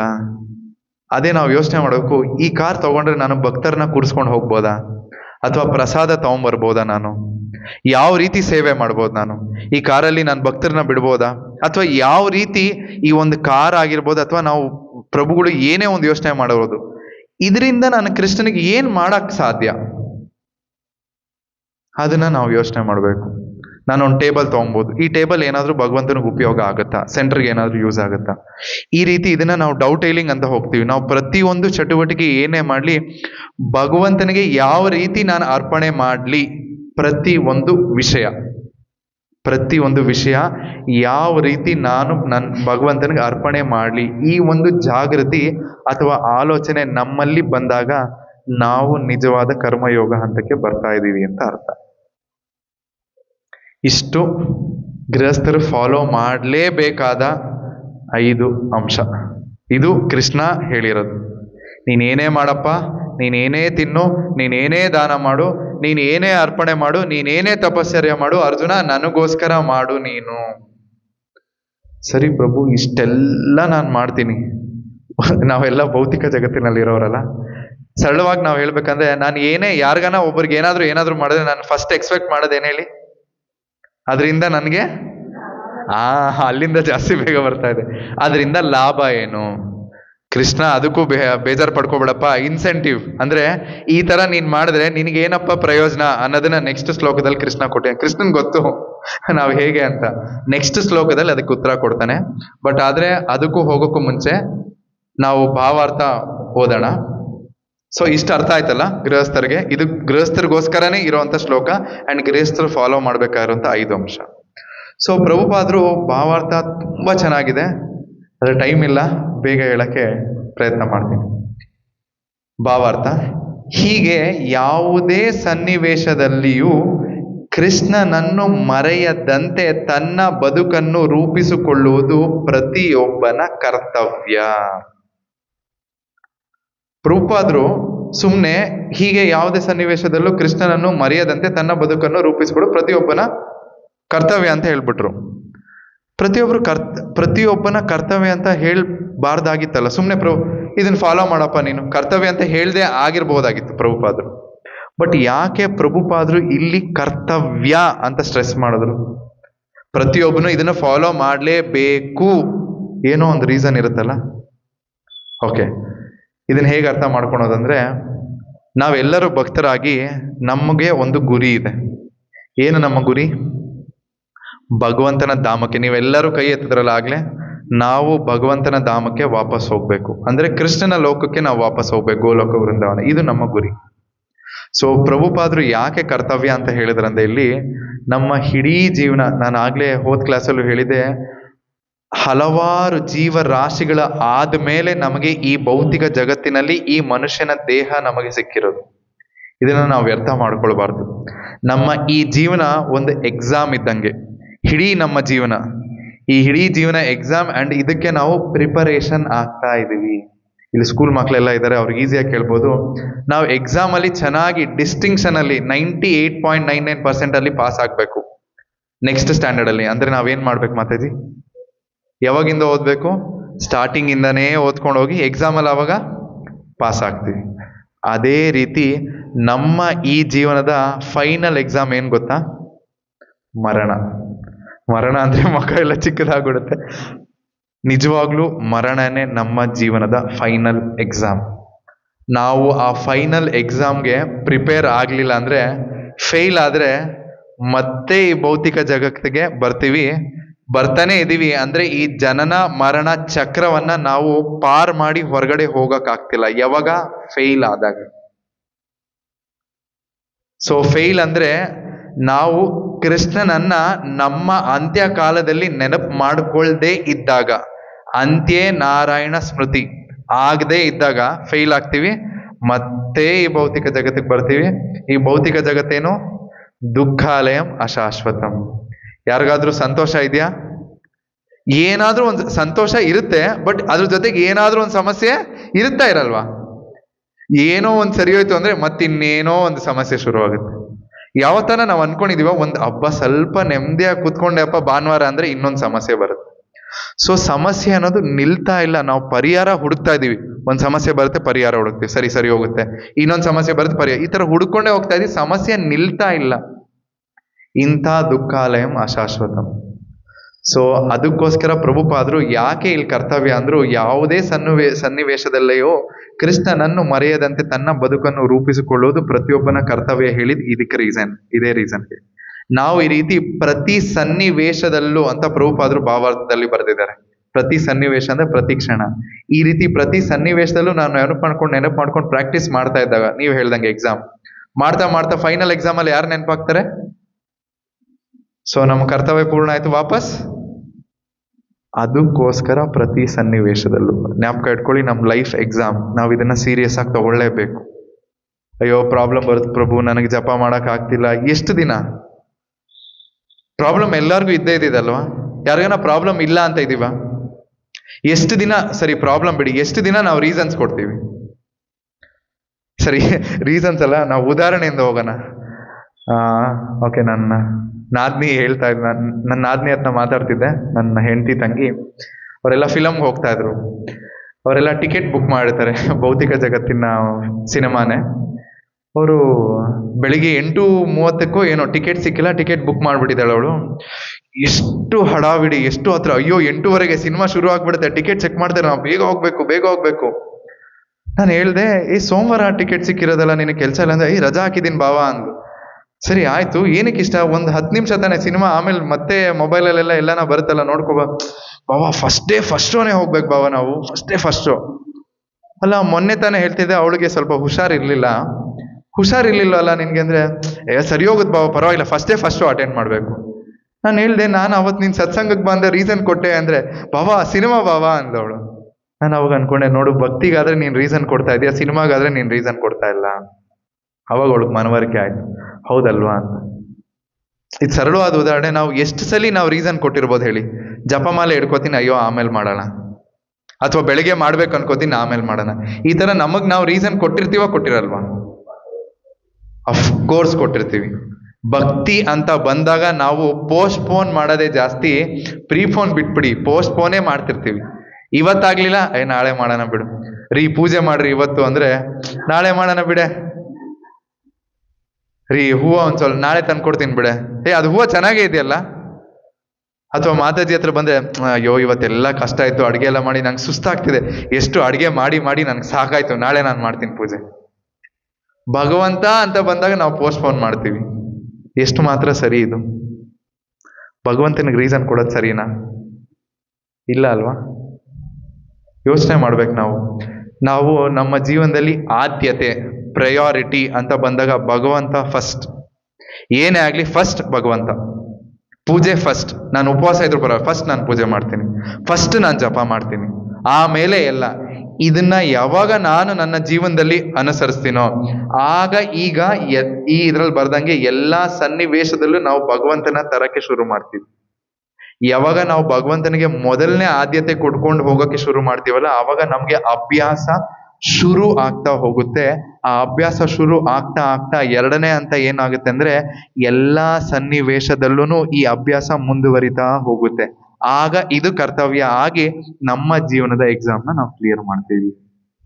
ಸೊ ಫಸ್ಟ್ ನಾವು ಭಗವಂತನಿಗೆ ಆದ್ಯತೆ ಕೊಡೋದನ್ನ ನಾವು ಶುರು ಮಾಡಬೇಕು. ಅದು ಯಾರಿಂದ ಅಲ್ಲ, ನಮ್ಮಿಂದ. ಯಾರೂ ಕಾರಣರಲ್ಲ. ನೀನ್ ದೀಪಕ್ಕೆ ಎಣ್ಣೆ ಹಾಕಿಲ್ಲ, ನೀನ್ ಬತ್ತಿ ಹಾಕಿಲ್ಲ, ನೀನ್ ಗಂಧದ ಕಟ್ಟಿಕೊಂಡಿಲ್ಲ, ಮಾರ್ಕೆಟಿಂದ ಹೂವು ತಂದಿಲ್ಲ, ಕಾಣಿಸ್ತಾ ಸಿಗ್ತಾ ಹೂವು ತಂದಿಲ್ಲ, ಹೋಗಿ ತಂದ್ಬಿಟ್ಟು ನೀವು ಭಗವಂತನ ಪೂಜೆ ಮಾಡಿ. ಇದು ನಮ್ಮಿಂದ ಶುರುವಾಗುವಂಥದ್ದು. ಸೊ ಪ್ರಭುಪಾದರು ಅದಕ್ಕೆ ಇದನ್ನ ಕರ್ತವ್ಯ ಅಂತ ಹೇಳಿದ್ರು. ಇದು ಒಂದು ಲೈನ್ ರೀಸನ್ ಪ್ರಭುಪಾದರು ಭಾವಾರ್ಥದಲ್ಲಿ.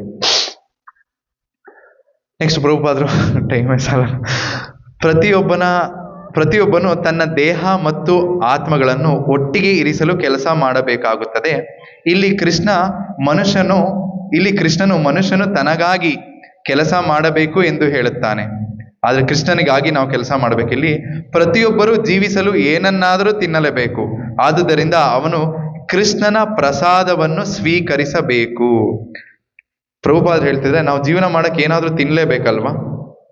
ಅಂದ್ರೆ ತಿನ್ಬೇಕು ಅಂತ ಬಂದಾಗ, ಬದುಕಲು ತಿನ್ನಿರಿ ಅಥವಾ ತಿನ್ನಲು ಬದುಕಿರಿನಾ?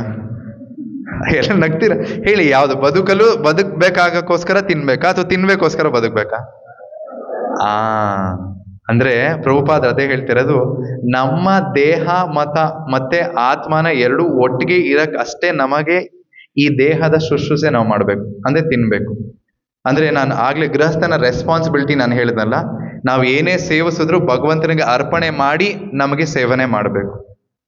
ಇನ್ನು ಸ್ವಲ್ಪ ಡೀಪಾಗಿ ಹೋಗ್ಬೇಕು ಅಂದ್ರೆ, ಗೃಹಸ್ಥನಿಗೆ ಮತ್ತೆ ಸನ್ಯಾಸಿಗೆ ಏನ್ ವ್ಯತ್ಯಾಸ ಇರ್ಬೋದು?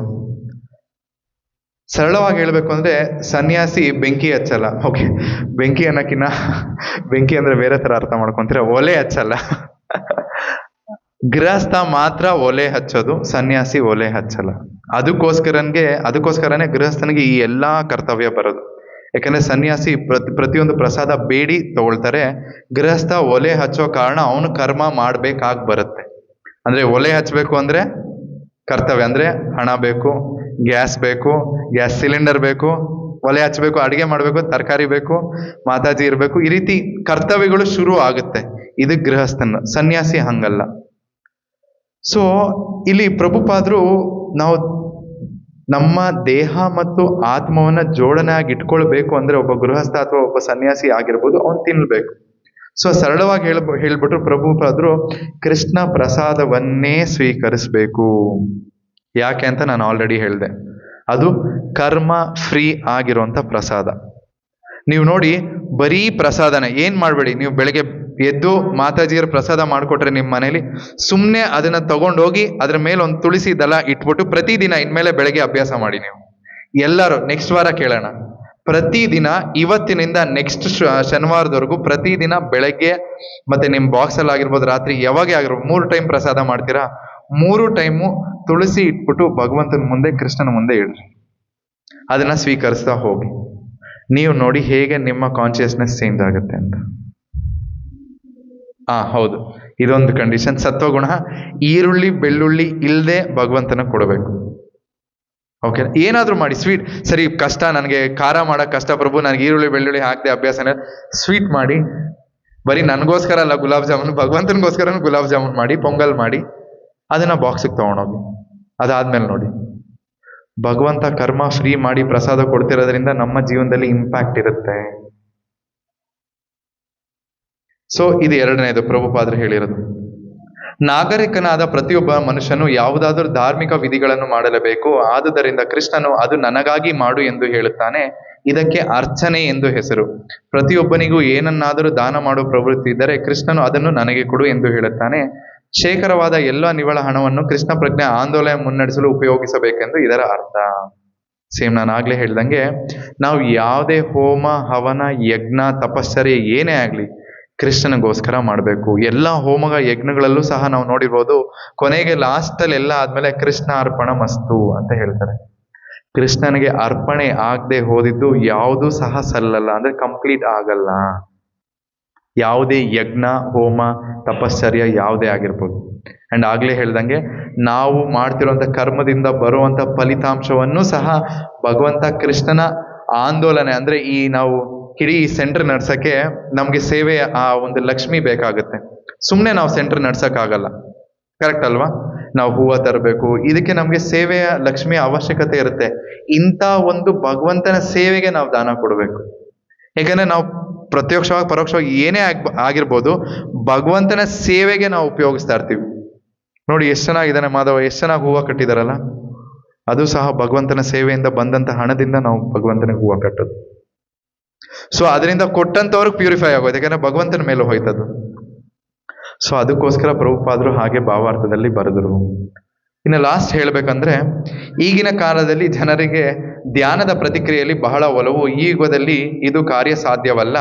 ಆದರೆ ಹರೇ ಕೃಷ್ಣ ಮಂತ್ರವನ್ನು ತನ್ನ ಜಪಮಣಿಯೊಂದಿಗೆ ಜಪ ಮಾಡುತ್ತಾ ದಿನದ 24 ಗಂಟೆಗಳು ಕೃಷ್ಣನ ಧ್ಯಾನದಲ್ಲಿ ಯಾರಾದರೂ ಕಳೆಯೋದಾದರೆ ಭಗವದ್ಗೀತೆಯ 6ನೇ ಅಧ್ಯಾಯದಲ್ಲಿ ಸಮರ್ಥವಾಗಿ ತೋರಿಸಿದಂತೆ ಆತನೇ ಖಂಡಿತವಾಗಿ ಅತ್ಯಂತ ಶ್ರೇಷ್ಠ ಧ್ಯಾನಿ ಮತ್ತು ಅತ್ಯಂತ ಶ್ರೇಷ್ಠ ಯೋಗಿ. ಸೊ ಇವಾಗೆಲ್ಲ ನಾವು ಹೇಳ್ತೀವಲ್ಲ, ಈಗಿನ ಕಾಲದಲ್ಲಿ ಯೋಗ ಪ್ರಭು ಯೋಗ ಕ್ಲಾಸ್ ಇದೆಯಾ, ಸ್ಕೂಲಿಗೆ ಸೇರಿಸ್ಬೇಕು ಅಂದ್ರೆ ಯೋಗ ಕ್ಲಾಸ್ ಇದೆಯಾ ಅಂತ ಕೇಳ್ತೀವಲ್ವಾ. ಧ್ಯಾನದ ಮೇಲೆ ತುಂಬಾ ಒಲವು ಇದೆ. ಆದ್ರೆ ಕಲಿಯುಗದಲ್ಲಿ ಧ್ಯಾನಕ್ಕೆ ಅಷ್ಟು ಇಂಪಾರ್ಟೆನ್ಸ್ ಅಥವಾ ಧ್ಯಾನ ಅಷ್ಟು ಪ್ರಿಸ್ಕ್ರೈಬ್ಡ್ ಮೆಥಡ್ ಅಲ್ಲ. ಯಾಕೆಂದ್ರೆ ನಮ್ಗೆಲ್ಲರಿಗೂ ಗೊತ್ತು ಎಷ್ಟು ಯುಗ ಇದೆ. ಯಾರಿಗೂ ಗೊತ್ತಿಲ್ಲ ಎಷ್ಟು ಯುಗಗಳಿದ್ವು. ಸತ್ಯಯುಗ, ತ್ರೇತಾಯುಗ, ದ್ವಾಪರ ಯುಗ, ಕಲಿಯುಗ, 4 ಇದ್ವಲ್ಲ. ಸೊ ಪ್ರತಿಯೊಂದು ಯುಗದಲ್ಲಿ ಪ್ರತಿಯೊಂದು ಯುಗಕ್ಕೂ ಒಂದು ಯುಗ ಧರ್ಮ ಅಂತ ಇದೆ. ಸೊ ಫಸ್ಟ್ನೇ ಯುಗ ಯಾವ್ದು ಹೇಳಿ? ಸತ್ಯಯುಗ. ಸತ್ಯಯುಗದಲ್ಲಿ ನಾವು ವಿಷ್ಣು ಅಥವಾ ಮಹಾವಿಷ್ಣುನ ನಾವು ಆರಾಧನೆ ಮಾಡಿ, ಅಂದ್ರೆ ಈ ಧ್ಯಾನ ಮಾಡಿ ನಾವು ವಿಷ್ಣುವನ್ನ ಪಡ್ಕೊಳ್ಬಿಡ್ಬೋದಿತ್ತು. ಅಂದ್ರೆ ನಾವು ಮುಕ್ತಿಯನ್ನ ಅಥವಾ ಭಗವಂತ ಧಾಮಕ್ಕೆ ನಾವು ಹೊರಟು ಹೋಗ್ಬಿಡ್ಬೋದಿತ್ತು. ಇದು ಸತ್ಯಯುಗ. ನೆಕ್ಸ್ಟ್ ಎರಡನೇದು ಯಾವ್ದು ಯುಗ? ತ್ರೇತಾಯುಗ. ತ್ರೇತಾಯುಗದಲ್ಲಿ ಹೆಂಗೆ ಅಂದ್ರೆ ಭಗವಂತನ ಕುರಿತಾದಂತ ನಾವು ಶ್ರವಣ ಕೀರ್ತನೆ. ತ್ರೇತಾಯುಗದಲ್ಲಿ ಏನಾಗುತ್ತೆ ಅಂದ್ರೆ ರಾಮ ಅಥವಾ ಇವರು ಕುರಿತಾದಂತ ಯಜ್ಞಗಳಲ್ಲಿ ಭಾಗವಹಿಸಿ, ಅಥವಾ ನಾವು ಅಲ್ಲಿ ಇರೋದ್ರಿಂದ ಭಾಗವಹಿಸಿ ಅಂದ್ರೆ ಯಜ್ಞದಲ್ಲಿ ಇರೋದ್ರಿಂದನೂ ನಮ್ಗೆ ಆ ಪ್ರತಿಫಲ ಸಿಕ್ಬಿಡೋದಂತ, ಜಸ್ಟ್ ದೂರದಿಂದ ನಿಂತ್ಕೊಂಡಿದ್ರು. ಇದು ತ್ರೇತಾಯುಗ. ನೆಕ್ಸ್ಟ್ ದ್ವಾಪರ ಯುಗದಲ್ಲಿ ಅಲ್ಲಿ ಅರ್ಚಾ ವಿಗ್ರಹನ ಆರಾಧನೆ ಮಾಡ್ತಿದ್ರೆ, ಅಂದ್ರೆ ದ್ವಾಪರ ಯುಗದಲ್ಲಿ ಎಷ್ಟೊಂದು ಅರ್ಚ ವಿಗ್ರಹಗಳು ಇರ್ತಾರೆ, ಅದನ್ನ ನಾವು ಆರಾಧನೆ ಮಾಡಿದ್ರೆ ನಾವು ಪ್ರತಿಫಲ ಹೊಂದ್ಬಿಡ್ತಾ ಇದೀವಿ, ಅಂದ್ರೆ ನಾವು ಭಗವಂತ ಧಾಮಕ್ಕೆ ಹೋಗ್ಬಿಡ್ತಾ ಇದೀವಿ. ಆದ್ರೆ ಈ ಕಲಿಯುಗದಲ್ಲಿ ಇದು ಯಾವುದು ವರ್ಕೌಟ್ ಆಗಲ್ಲ. ಧ್ಯಾನ ಆಗ್ಲಿ, ಹವನ ಆಗ್ಲಿ, ಯಾಗ ಆಗ್ಲಿ, ಹೋಮ ಆಗ್ಲಿ. ಯಾಕೆಂದ್ರೆ ನಾವು ಅಷ್ಟು ಪತಿತರು. ಇಲ್ಲಿ ವರ್ಕೌಟ್ ಆಗೋದು ಏನಂದ್ರೆ, ನಿಜವಾಗ್ಲೂ ಅಂದ್ರೆ ಹರೇರ್ ನಾಮ ಹರೇರ್ ನಾಮ ಹರೇರ್ ನಾಮ ಇವ ಕೇವಲಂ ಕಲವು ನಾಸ್ತಿ ಏವ ನಾಸ್ತಿ ಗತಿರನ್ಯತ. ಅಂದ್ರೆ ಹರೇ ಕೃಷ್ಣ ಮಹಾಮಂತ್ರದಿಂದ ಮಾತ್ರ ಸಾಧ್ಯ. ಅದಕ್ಕೋಸ್ಕರನೇ ಚೈತನ್ಯ ಮಹಾಪ್ರಭು ಕಲಿಯುಗದಲ್ಲಿರುವಂತ ಜನರಿಗೆ ಹರೇ ಕೃಷ್ಣ ಕೃಷ್ಣ ಕೃಷ್ಣ ಹರೇ ಹರೇ, ಹರೇ ರಾಮ ರಾಮ ರಾಮ ಹರೇ ಹರೇ, ಇದೊಂದೇ ಮಂತ್ರ ನಮ್ಮನ್ನ ಈ ಜನನ ಮರಣಗಳ ಚಕ್ರದಿಂದ ಹೊರಗಡೆ ಬಿಡಿಸುವಂತ ಶಕ್ತಿ ಇರುವಂತ ಮಂತ್ರ ಇದೊಂದೇ. ಅದು ಕಲಿಯುಗದಲ್ಲಿ ಎಸ್ಪೆಷಲಿ ಇದೊಂದೇ. ಬ್ರಹ್ಮನೂ ಹೇಳ್ಬಿಟ್ಟಿದ್ದಾನೆ ಉಪನಿಷತ್ತಿನಲ್ಲಿ, ನಾತರೋ ಪರೋಪಾಯ ಸರ್ವ ವೇದೇಶು ದೃಶ್ಯತೆ. ನಾರದನ್ಗೆ ಹೇಳ್ತಾರೆ ಬ್ರಹ್ಮ, ಸರ್ವ ವೇದೇಶ ದೃಶ್ಯತೆ, ನೀನು ಎಲ್ಲಾ ವೇದಗಳನ್ನ ಹುಡುಕು ನಾರದ. ಇತಿ ಷೋಡಶಕ ನಾಮ್ನಾಂ ಕಲಿ ಕಲ್ಮಶ ನಾಶನಂ. ಷೋಡಶಕ ಅಂದ್ರೆ ಈ ಹರೇ ಕೃಷ್ಣ ಮಹಾಮಂತ್ರದಲ್ಲಿ 16 ಪದ ಇದೆ. ಇತಿ ಷೋಡಶಕ ನಾಮ್ನಾಂ ಕಲಿ ಕಲ್ಮಶ ನಾಶನಂ. ಜನರು ಕಲಿಯುಗದಲ್ಲಿ ಎಷ್ಟು ಕಲ್ಮಶ ಮಾಡ್ತಾರೋ ಈ ಹರೇ ಕೃಷ್ಣ ಮಹಾಮಂತ್ರ ತಗೊಂಡಷ್ಟು ಆ ಕಲ್ಮಶ ಎಲ್ಲ ನಾಶ ಆಗುತ್ತೆ. ಇದೊಂದೇ ಇರುವಂತ ದಾರಿನಪ್ಪ ನಾರದ, ಸರ್ವ ವೇದೇಶು ದೃಶ್ಯತೆ. ಹರೇ ಕೃಷ್ಣ ಮಹಾಮಂತ್ರ ಒಂದೇ ಇರುವಂತ ದಾರಿ ನಮ್ಮನ್ನ ಈ ಜನನ ಮರಣಗಳ ಚಕ್ರದಿಂದ ಹೊರಗಡೆ ತೆಗಿಯಕ್ಕೆ. ಅದಕ್ಕೆ ಪ್ರಭುಪಾದರು ಇದನ್ನ ಹೇಳಿದ್ದು. ಈ ತರ ಯಾವ ಒಬ್ಬ ವ್ಯಕ್ತಿ ತಾನು ಈ ಭೌತಿಕ ಧ್ಯಾನಕ್ಕಲ್ಲ, ಹರೇ ಕೃಷ್ಣ ಮಹಾಮಂತ್ರ ಧ್ಯಾನಕ್ಕೆ ಅವನು ತನ್ನನ್ನ ತಾನು ತೊಡಗಿಸ್ಕೊಳ್ತಾನೋ, 1 ಮಾಲೆ ಮಾಡ್ತಿದ್ರೆ 2 ಮಾಲೆ ಮಾಡಿ, 2 ಮಾಲೆ ಮಾಡ್ತಿದ್ರೆ 4 ಮಾಡಿ, ಇಲ್ಲ ಅಂದ್ರೆ 6 ಮಾಡಿ, ಇಲ್ಲ 8 ಮಾಡಿ, ಅಟ್ಲೀಸ್ಟ್ ದಿನಕ್ಕೆ 16 ಮಾಲೆ ಜಪಕ್ಕೆ ಹಂತಕ್ಕೆ ನಾವು ಬರಬೇಕು. 1.5 ಗಂಟೆಯಲ್ಲಿ ನಾವು 16 ಮಾಲೆ ಮುಗಿಸ್ಬೋದು. ಈ ಹಂತಕ್ಕೆ 1.5 ಗಂಟೆ ಫಸ್ಟ್ ನೀವು ಶುರು 8 ನಿಮಿಷದಿಂದ ಮಾಡಿ. ಭಗವಂತನಿಗೋಸ್ಕರ 8 ನಿಮಿಷ ಕೊಡಿ ಜಪ ಮಾಡಕ್ಕೆ. ನಿಮ್ಮ ಜೀವನ ಅವಾಗ ಈ ಕಲಿಯುಗದಲ್ಲಿ, ಅಂದ್ರೆ ಜೀವನದಲ್ಲಿ ಈ ಕಲಿಯುಗದಲ್ಲಿ ಇರುವಂತ ಪ್ರಿಸ್ಕ್ರೈಬ್ ಮೆಥಡ್ ನಾವು ಫಾಲೋ ಮಾಡಕ್ಕೆ ಶುರು ಮಾಡ್ತೀವಿ. ಇದೊಂದೇ ಇರೋದು ನಮ್ಗೆ.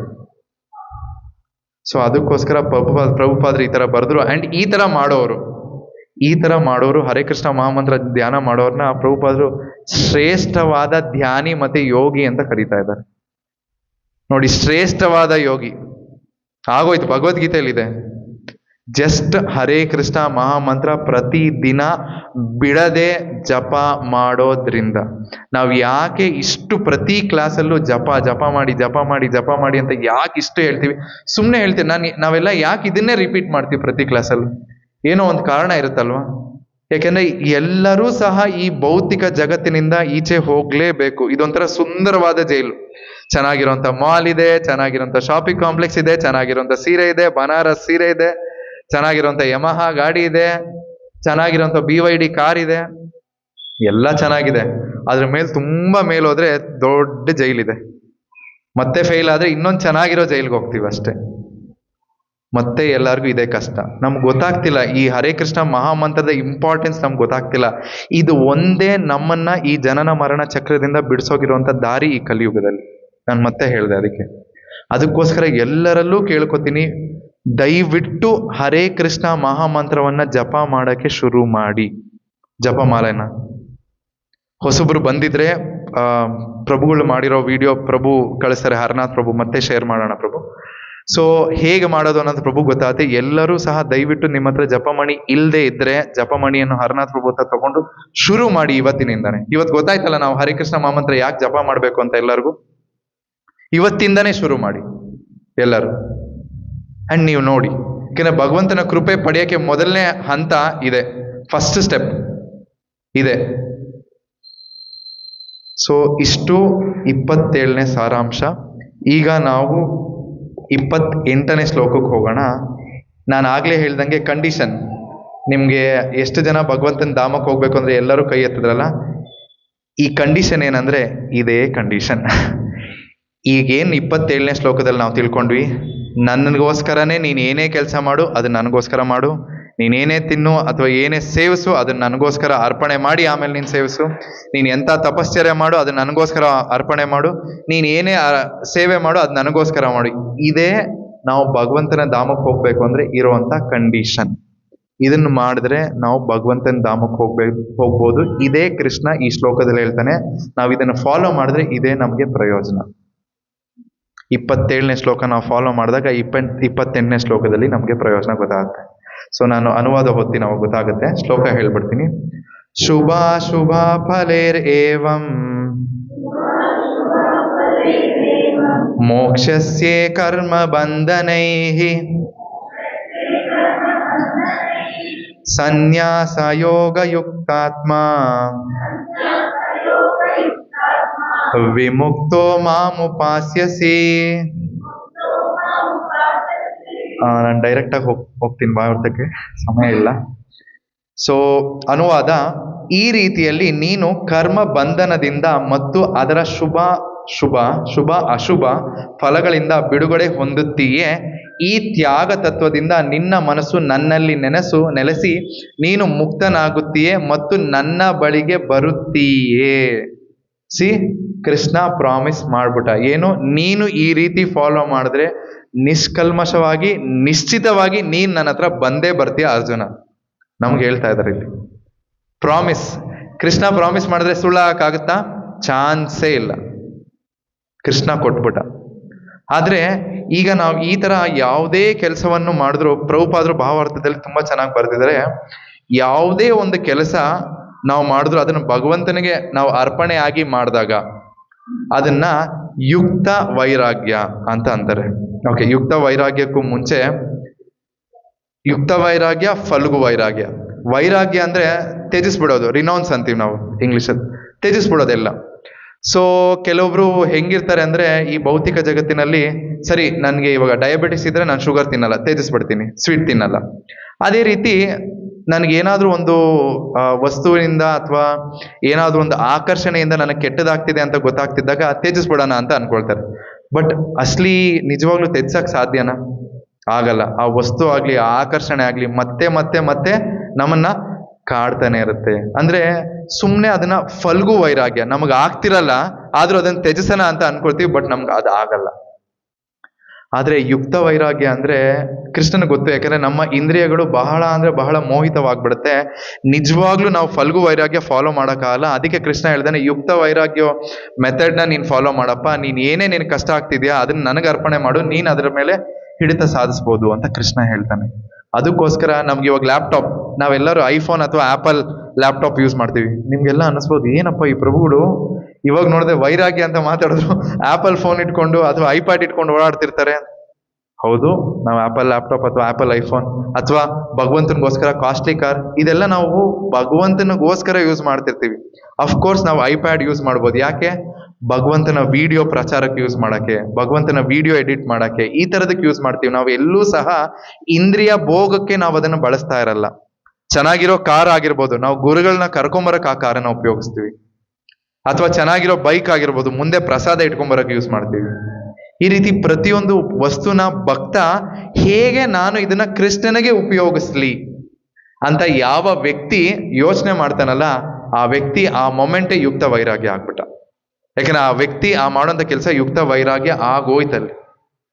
ಅದನ್ನ ರೂಪ ಗೋಸ್ವಾಮಿ ಅವರು ಹೇಳಿದ್ದಾರೆ. ಅದನ್ನು ಪ್ರಭುಪಾದರು ಭಾವಾರ್ಥದಲ್ಲಿ ಬರ್ದಿದ್ದಾರೆ ನೋಡಿ.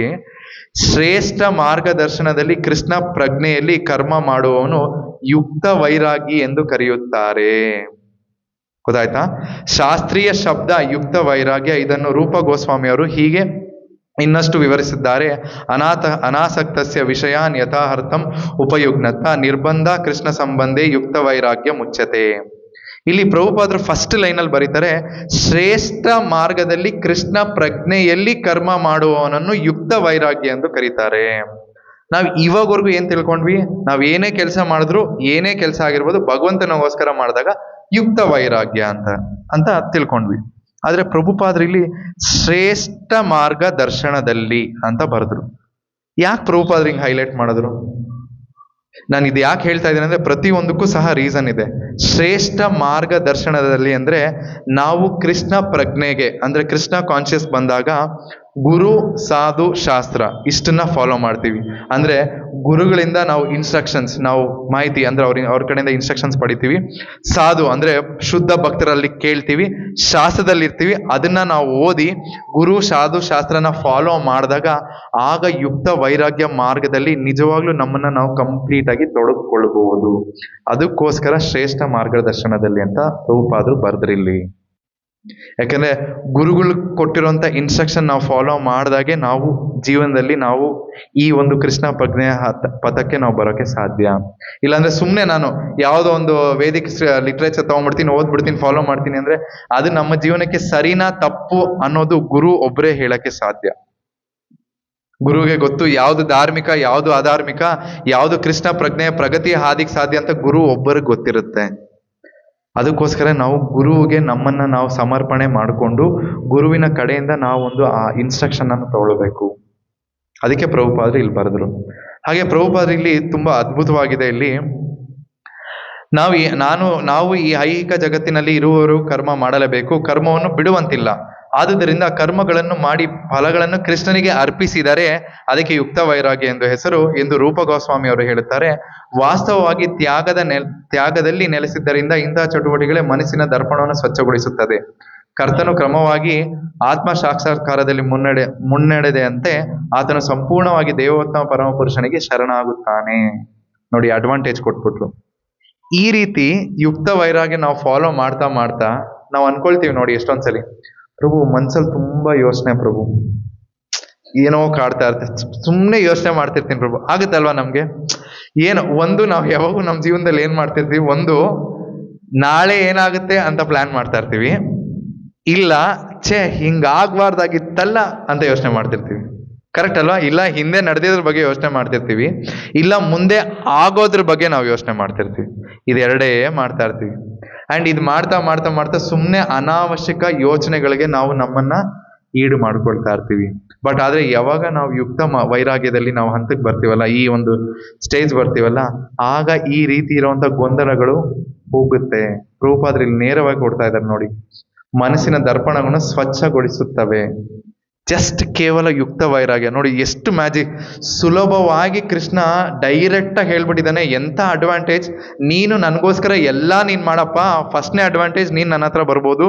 ಸೆಕೆಂಡ್ ಅಡ್ವಾಂಟೇಜ್, ಸ್ವಚ್ಛಗೊಳ್ತೀವಿ ನಾವು. ಇದು ಎರಡನೇ ಅಡ್ವಾಂಟೇಜ್.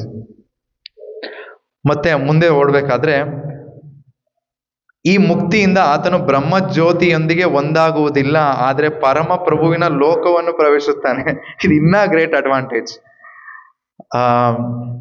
ಮುಕ್ತಿ ಅಂದ್ರೆ ಸಾಧಾರಣವಾಗಿ ಈ ದಕ್ಷಿಣ ಭಾರತದಲ್ಲೆಲ್ಲ ಹೆಂಗೆ, ಈ ಸೌತ್ ಅಲ್ಲಿ ಅಂದ್ರೆ ನಾನು ಮರಣ ಆದ್ಮೇಲೆ ನಾನು ಬ್ರಹ್ಮ ಜ್ಯೋತಿಲಿ ಐಕ್ಯ ಆಗ್ಬಿಡ್ಬೇಕು. ಇದು ಸರಳವಾಗಿ ಎಲ್ಲರಿಗೂ ಗೊತ್ತು. ನಾವು ಒಂದು ಆತ್ಮ, ಒಂದು ಬೆಳಕಿರುತ್ತೆ, ಇನ್ನೊಂದು ಬೆಳಕು ಬ್ರಹ್ಮ ಜ್ಯೋತಿ ಬೆಳಕಿಗೆ ಹೋಗಿ ಒಂದಾಗ್ಬಿಡ್ಬೇಕು. ಇಷ್ಟೇ ನಮ್ಗೆ ಗೊತ್ತಿರುತ್ತೆ. ಆದ್ರೆ ಈ ಮುಕ್ತಿಲಿ ಹಲವಾರು ವಿಧಗಳಿದೆ. ಸಾಹಿತ್ಯ, ಸಾಲುಪ್ಯ, ಸೃಷ್ಟಿ, ಸಾಷ್ಟಿ, ಈ ತರ ಎಷ್ಟೊಂದು ವಿಧ ಇದೆ. ಜಸ್ಟ್ ನಾವು ಹೋಗಿ ಬೆಳಕು ತರ ಹೋಗಿ ಬೆಳಕಿನ ಜೊತೆ ಕೂತ್ಕೊಂಡು ಸುಮ್ಮನೆ ಇದ್ದು ನೋಡ್ಕೊಂಡು ಬೆಳಕುಗಳನ್ನೇ ನೋಡ್ಕೊಂಡಿರ್ಬೇಕಲ್ಲಿ. ಅದರಿಂದ ನಮ್ಗೆ ಅಷ್ಟೇನು ಅಲ್ಲಿ ನಮ್ಗೆ ನಿಜವಾದ ಆನಂದ ಅಂತ ಸಿಗಲ್ಲ. ಇವಾಗ ನೋಡಿ, ಇಲ್ಲೊಂದು ಬೆಳಕಿದೆ, ಈ ಬೆಳಕಿಗೆ ಹೋಗಿ ಇನ್ನೊಂದು ಬೆಳಕು ತರ ಹೋಗಿ ಕೂತ್ಕೊಂಡ್ರೆ ಏನಾದ್ರೂ ಪ್ರಯೋಜನ ಇದೆಯಾ ಅದರಲ್ಲಿ? ಇಲ್ಲ ಅಲ್ವಾ? ನಿಜವಾದ ಮುಕ್ತಿ ಅಂದ್ರೆ ನಾವು ಭಗವಂತನ ಧಾಮಕ್ಕೆ ಹೋಗಿ ಹರಿನಾಮ ಸಂಕೀರ್ತನೆ ಮಾಡ್ಕೊಂಡು ನಾವಿರ್ಬೋದು. ಅಲ್ಲಿ ಹೇಳ್ತಾರೆ, ಗೋಲೋಕೇರ ಪ್ರೇಮಧನ ಹರಿನಾಮ ಸಂಕೀರ್ತನ. ಗೋಲೋಕದಲ್ಲಿ 24 ಗಂಟೆ ಸಂಕೀರ್ತನೆ ನಡೀತಿರುತ್ತಂತೆ. 24. ನಾವು ಒಂದು 5 ನಿಮಿಷ ಕೀರ್ತನೆ ಮಾಡಿದ್ರೆ ಎಷ್ಟು ನೆಮ್ಮದಿ ಅನ್ಸುತ್ತಲ್ವಾ? ಜಸ್ಟ್ 5 ನಿಮಿಷ. ಇನ್ನು 24 ಗಂಟೆ ಹರಿನಾಮ ಕಂಪ್ಲೀಟ್ ಶುದ್ಧವಾದಂತ ಹರಿನಾಮ ಕೇಳಿದ್ರೆ ನೆಮ್ಮದಿಯಾಗಿರ್ಬೋದು ನಾವು. ಯಾಕಂದ್ರೆ ಅದು ಭಗವಂತನ ನಾಮಕ್ಕೆ ಅಷ್ಟು ಶಕ್ತಿ ಇದೆ. ಪ್ರಭುಪಾದರು ಅದಕ್ಕೆ ಬರೆದ್ರು ಇಲ್ಲಿ, ನಾವು ಈ ರೀತಿ ಯುಕ್ತ ವೈರಾಗ್ಯ ಫಾಲೋ ಮಾಡೋದ್ರಿಂದ ಈ ರೀತಿ ಬ್ರಹ್ಮ ಜ್ಯೋತಿಗೆ ಹೋಗಲ್ವಂತೆ, ನಾವು ನೇರವಾಗಿ ಗೋಲೋಕ ವೃಂದಾವನ ಅಂದ್ರೆ ಕೃಷ್ಣನ ಲೋಕಕ್ಕೆ ಪ್ರವೇಶ ಮಾಡ್ತೀವಂತೆ. ಇದು ಪ್ರಭುಪಾದರು ಭಾವಾರ್ಥದಲ್ಲಿ ಬರೆದಿದ್ದಾರೆ. ನಾನು ಎಲ್ಲ ಭಾವಾರ್ಥದಿಂದ ಇವತ್ತು ಹೇಳ್ತೇನೆ, ಯಾಕಂದ್ರೆ ಭಾವಾರ್ಥದಲ್ಲಿ ಹಲವಾರು ಮುಖ್ಯವಾದಂತ ಅಂಶಗಳಿದೆ.